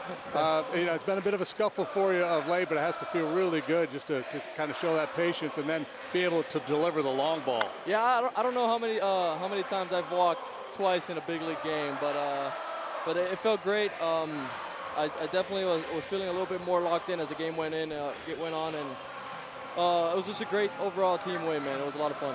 You have talked in the past about really not paying a lot of attention to the standings until we get into September, and the Brewers were upfront about this series being important. Now that it's over and you split, how important was it to win today?